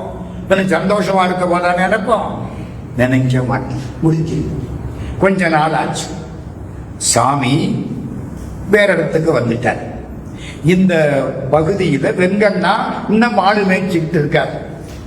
நவாப் சித்தி மசூர் கான் ஒருத்தன், அவன் அங்க இருந்து குதிரையில வரான். கூட ஒரு 100 குதிரை வர்றான். திடீர்னு எதிர்த்தாப்புல ஒரு குதிரை வந்தது. அதுல வந்தவன் ஒரு ஓலை கொண்டாந்தான். யாருக்கு? நவாபுக்கு. நவாபு ஓலையை வாங்கி பார்க்கிறான். படிக்க வந்த உருது தெரியாது. லாங்குவேஜ் ப்ராப்ளம் இருக்கவங்க எவனுக்கும் உருது தெரியாது. தான் ஒரு பய மாடு வைக்கிறான். புரியவனை வெங்கண்ணாவை முடிச்சிட்டாங்க. பிடிச்சு கூட்டிட்டு போயிட்டான் ராஜன். ஏய், இத படி, இல்ல சிரஞ்சேதம் பண்ணி விடுவேன். ராஜா சொன்னா ஒண்ணும் பண்ண முடியாது. கோர்ட்டா இருந்தா மேல மேல மேல அப்பீல் போட்டுக்கிட்டே இருக்கலாம். இது ஒண்ணும் பண்ண முடியாது. எடுக்கிறா ஒண்ணும் தெரியல. உருது கஷ்டம் வந்தா என்ன சுவாமி ராகவேந்திர சுவாமி ஒண்ணும் புரியலே. பார்க்கிறான், எழுத்து தெரியுது, படிக்க வருது. கம்பீரமா படிச்சான். அர்த்தம் தெரியுது. அர்த்தம் சொன்னான். நவாப் கேட்கிறான், என்ன போட்டிருக்கு? பீஜப்பூர் சுல்தான் உங்களை பாராட்டி 3 கிராமங்களை உங்களுக்கு நன்கொடையாக தந்திருக்கிறார். எப்படி இருக்கு அவனுக்கு? நிஜமா? ஆமா, இதில் அதான் எழுதியிருக்கு. அந்த 3 கிராமங்களில் மாஞ்சாலா என்பது ஒன்று. அம்மா எனக்கு வருதா? 3 கிராமங்களில் மாஞ்சாலா என்பது ஒன்று. திரும்பினான். நீ தாட்டா எனக்கு திவான். மாடு மேய்க்கிறவன் திவான் ஆயிட்டேன். படிக்க வருது. அறிவு மறி தத்துவமும் அவரிவித வித்தைகளும் அரியணையும் இப்பொழுதின் வாழ்வித்த வேதியனும். அருணகிரிநாத சுவாமி சொல்ற அறிவு வித்தைகளை எல்லாம் முருகன் இமைக்கிற பொழுது எனக்கு கொடுத்தான். நான் படிச்சாவதான் ராகவேந்திர சுவாமிகளுடைய கருணை. காமதேனு கல்பக விருட்சம் பூஜ்யாய ராகவேந்தராய சத்திய தர்மரதாய பஜதாம் கல்ப விருட்சாய நமதாம் காமதேனுவே. காமதேனு மாதிரி, கல்பக விருட்சம் மாதிரி சந்தோஷம் தாங்கல. இவர் ஒரு ஊர்ல போய் இருக்கார். யாரு? ராகவேந்திர சுவாமி. 3 பேர் கேரளாவில இருந்து ஜோசியம் வந்துட்டாங்க. கேரளாவில் மாந்திரீகம் ஜோசியம் ரொம்ப பேருக்கு சரியாலே பெரிய கட்டிக்காங்க. ஜோசியம் 3 ஜோசியர் 3 பேர் வந்து இவரை பார்க்கிறாங்க. பிறந்த வேதி ஜாதகம் எல்லாம் பார்த்து இவர் சிரிச்ச உட்கார்ந்து இருக்க. கூட இருந்தவங்க கேட்கிறாங்க, அந்த ஜோசியப்படி சாமி எத்தனை வருஷம் இருப்பார்? நம்ம அதைத்தானே கேட்கிறோம். ஒருத்தன் சொன்னான் 100 வருஷம் இருப்பார். அடுத்தவன் சொன்னான் இல்லை 300 வருஷம் இருப்பாரு. 3வது இல்லை 700 வருஷம் இருப்பார். 100, 300, 700. ஆளுக்கு ஒரு ஜோசியம். சாமியை பார்த்தாங்க. சாமி இதுல எது சரி? 3 சரி. இறந்தது எனக்கு இறப்பு கிடையாது. இந்த உடம்பு விருந்தாவனத்தில் 100 ஆண்டுகள் கெடாமல் இருக்கும். நான் எழுதிய மூல நூல்கள் மூலம் என் பெருமை 300 ஆண்டுகளுக்கு பரவும். விருந்தாவனத்தில் நான் இருந்து எல்லோருக்கும் அருள் செய்வது 700 ஆண்டுகள். உடம்பு போயிடும், ஆனா இந்த கருணை விருந்தாவனத்தில் இருக்கும் 700 ஆண்டுகள். சொன்னது எப்ப? 1670. 700 வருஷம்னா 2370. இன்னும் டைம் இருக்கு. புரியுதா? இப்ப 2022 தானே ஆகுது.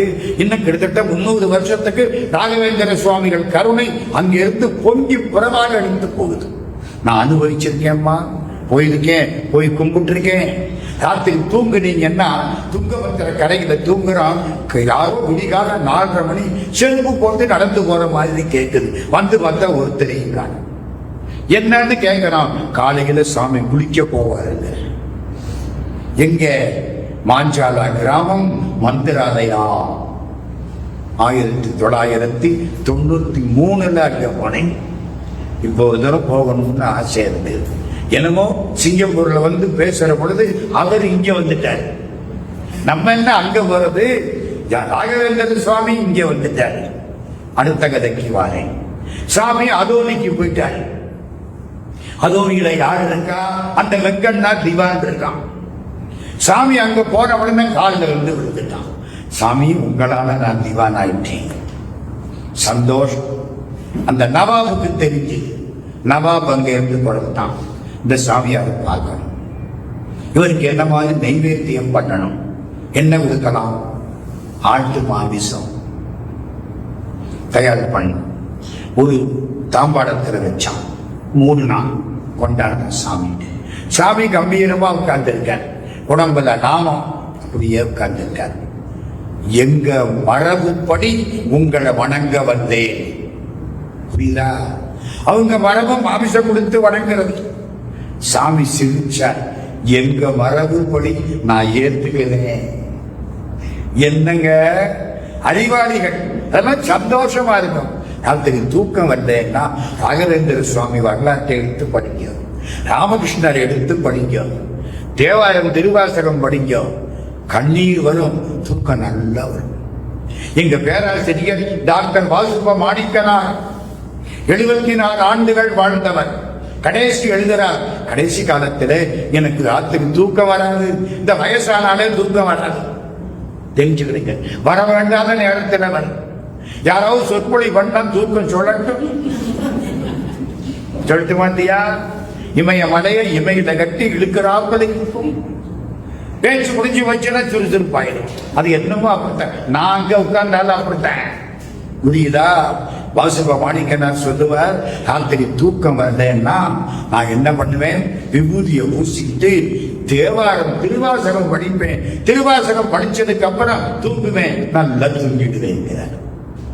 மாத்திரை வேண்டாம், மாத்திரை போட்டா தூக்கம் வராது, மயக்கம் தான் வரும். தேவாரம் திருவாசகம் படிங்க, சுகமா இருக்கும். எதுக்கு இவ்வளவு கதையும் வந்த? மாமிசம் கொண்டாந்து வச்சாச்சு. சாமி என்ன சொல்றாரு? எங்க மரபுப்படி நான் ஏற்றுக்கிறேன். அவன் பார்க்கிறான், திறங்க போறாரு, உள்ள ஆட்டு மாமிசம் இருக்கு. திறந்தாரா பூவும் பழமுமா இருக்கு. அவனுக்கு ஷாக் ஆயிடுச்சு. என்ன ராகவேந்திர சுவாமி சினிமா ஞாபகத்துக்கு வருதா? நல்ல சந்தோஷம் எனக்கு. அப்படியெல்லாம் ஒரு காலத்துல படம் எடுத்தாங்க. இப்ப எல்லாம் போயிடுச்சு. காலில் வந்துட்டான். சாமி, உங்களுக்கு நான் என்னவாவது என் ராஜ்யத்தில் ஒரு பகுதியை கொடுக்கிறேன், உங்களுக்கு என்ன வேணும்? மாஞ்சாலா கிராமம் வேணும். அந்த பீஜப்பூர் சுல்தான் கொடுத்தான்ல 3 கிராமம். மாஞ்சாலாவா? அது பெரும் வறட்சியான பகுதி, எனக்கு அது போதும். மாஞ்சாலா கிராமம் எனக்கு வேண்டும். ஏன் தெரியுமா கேட்டாரு? மாஞ்சாலாவில் ராமர் காட்டுக்கு வந்த பொழுது ஒரு கல்லுல உட்கார்ந்து இருந்தாரா, அந்த கல்லு மாஞ்சாலாவில இருக்கான். இவருக்கு தெரியுது, எனக்கு மாஞ்சாலா கிராமம் வேண்டும். சரி, எடுத்துக்கிடுங்க. கொடுத்தாச்சு. சாமி பல ஊருக்கு போனார். கடைசி 1671 1671 பிறந்தது 1595. இப்ப 1671, 76 வருஷம் முடிஞ்சு. ஆவணி மாசம் கிருஷ்ணபட்சம் துவிதியை திதி விடிகாலம் எல்லாருக்கும் சொல்லிட்டார். எல்லாம் வந்துட்டாங்க. சால கிராமத்தை வச்சு பூஜை பண்றாங்க. குழி தோண்டியாச்சு. இன்னைக்கு பிருந்தாவன பிரதேசம் எல்லாருக்கும் சொல்லியாச்சு. வந்து உட்கார வீணை வீணையை வேண்டி பாடுற. கண்ணா, இன்னைக்கு உன் திருவடியை காட்டு. அதான் பாட்டு. இந்து எனக்கே கோவிந்த நின்ன பாதார விந்தவதோரா முகுந்தா, உன் பாதார விந்தத்தை இன்னைக்கு காட்டு சொன்னார். எல்லாம் பக்கத்துல நிக்கிறாங்க. கையில பெரும தண்டம், கமண்டலம், இந்த கையில கொஞ்சம் ருத்ராட்சி. உள்ள போனார், புலிக்குள்ள உட்கார்ந்தார், பெரும தண்டத்தை வச்சார், கமண்டலத்தை வச்சார், கையில ருத்ராட்சத்தை எடுத்தார். இந்த ருத்ராட்சத்தை நான் தள்ளிக்கிட்டே இருப்பேன், உள்ளே ராமநாமன் சொல்லிக்கிட்டே இருப்பேன். எப்போ இந்த கை நிக்குதோ அப்போ கல்ல வச்சு கட்டிவிடு உயிரோட. அப்படின்னாரு. நிக்குது, எல்லாம் கல்ல வச்சு கட்ட. அவளது வேற ராமா ராமான்னு கலர மேல வச்சு மூடியாச்சு. அப்பண்ணாச்சாரியார்னு ஒருத்தர் அழுதுட்டு ஓடி வர. நான் போயிருந்தேன் குருநாதா, உன்னை பார்க்க முடியல, கடைசி காட்சி கூட எனக்கு கிடைக்கல. நான் போன இடத்துல வெள்ளம் வந்துருச்சு, வெள்ளத்தை தாண்ட நினைச்சேன், உங்க பேரை சொன்னேன், வெள்ளம் வழிவிட்டது, வந்துட்டேன், இப்ப நான் பார்க்க முடியலையே. கண்ணீர் விட்டு அழுதான். விருந்தாவனத்துக்கு பக்கத்துல போய் அழுது ஒரு சுலோகம் பாடினார். சுலோகம் முடிய போற பொழுது விருந்தாவனத்துக்குள்ளே இருந்து சத்தம் வந்தது. என்ன சத்தம்? சாட்சி கயாஸ் யோத்ரகி, நீ பாடின பாட்டுக்கு ஹயகிரீவ சாட்சி. ஹயகிரீவ தெரியுமா? குதிரை பாபா. வீட்டுல பிள்ளைக்கு படிப்பு சரியில்லையா, ஹயகிரீவரை கும்பிட சொல்லுங்க, படிப்பு நன்மோக. திருப்பதி போயிருக்கீங்களா? திருப்பதி அந்த பகுதியை சுத்தி வந்தா ஹயகிரீவருக்கு தனி கோயில் இருக்கு. அந்த மூலையில அந்த வெங்கமாம்பா சாப்பாடு போடுறாங்கல்ல, அந்த இடத்துல ஹயகிரீவருக்கு தனி கோயில். ஹயகிரீவர் சிறப்பு. எல்லாம் கும்பிடுறாங்க. சாமி உள்ள போயிட்டார். முக்கியமான இடம் சொல்லி முடிக்க போறேன். 250 வருஷம் முடிஞ்சு போச்சு. சாமி சமாதியாகி. சர் தாமஸ் மன்ரோன்னு ஒருத்தன், வெள்ளக்காரங்க என்ன பண்ணா, மாஞ்சாலா கிராமத்தை அரசோட சேர்த்துக்கோ, இந்த மடத்துக்கு கிடையாது. இந்த மடத்து சொத்தை எல்லாம் அரசாங்கம் எடுக்கிறது அப்பவே ஆரம்பிச்சிருச்சு. வெள்ளக்காரன் காலம் வந்துதான். இவங்க என்னென்னமோ சொல்லி பார்த்தாங்க, முடியாது. சார் தாமஸ் மன்றோ இப்ப நேரில் செக் பண்ண வந்துட்டார். மந்திராலயா பெரிய சமாதி, மேல மூலராமர். வந்தவன் செருப்ப கலட்டினான். உன்னை பாராட்டு. சார் தாமஸ் மன்றோவுக்கு மெட்ராஸ்ல செலவு வச்சிருக்கு, குதிரையில நிற்பான். தொப்பிய கலட்டி வச்சான். மரியாதை உள்ள வந்துட்டு சந்நிதி யாரும் பேசுறாங்க. அவன் யார் உதவ பேசுறான் அவனுக்கு தெரியுது, சுத்தி இருக்கவங்களுக்கு தெரியல. அரை மணி நேரம் அவன் கேள்வி கேட்க உள்ளே இருந்து பதில் வர வெளியில வந்தான். அச்சுத கேட்டான், அச்சுத கொடுத்தாங்க, வாங்கிட்டு போனான். இன்னைக்கு இந்த சாப்பாட்டுல சேர்க்கணும்னா வந்தான், எழுதினான். மாஞ்சாலா கிராமம் முன்னாள் நவாபினால் கொடுக்கப்பட்டது, அது பிரிட்டிஷ் ஆட்சிக்கு உட்படாது, அது நம்மோடு சேர்க்கப்படக்கூடாது. 250 வருஷத்துக்கு அப்புறம் சர் தாமஸ் மன்ரோவுக்கு காட்சி கொடுத்தவர் ராகவேந்திர சுவாமிகள். 1916 இது நடந்தது. 1916 தான் சர் தாமஸ் மன்றோ வந்தது. இன்னைக்கும் மந்திராலயா போய் ராத்திரி தூங்கினா சுகமா இருக்கும். ஒரு ராத்திரி அங்க படுத்துக்கொள்ளும். மூர்த்தி தலம் தீர்த்தம் எந்த கோயிலுக்கு போனாலும் ஒரு ராத்திரி தூங்கணுங்கிறாங்க. ராகவேந்திர சுவாமிகளை பற்றி பேசக்கூடிய பெரிய வாய்ப்பு நான் பண்ணின புண்ணியனால எனக்கு இன்னைக்கு கிடைச்சு.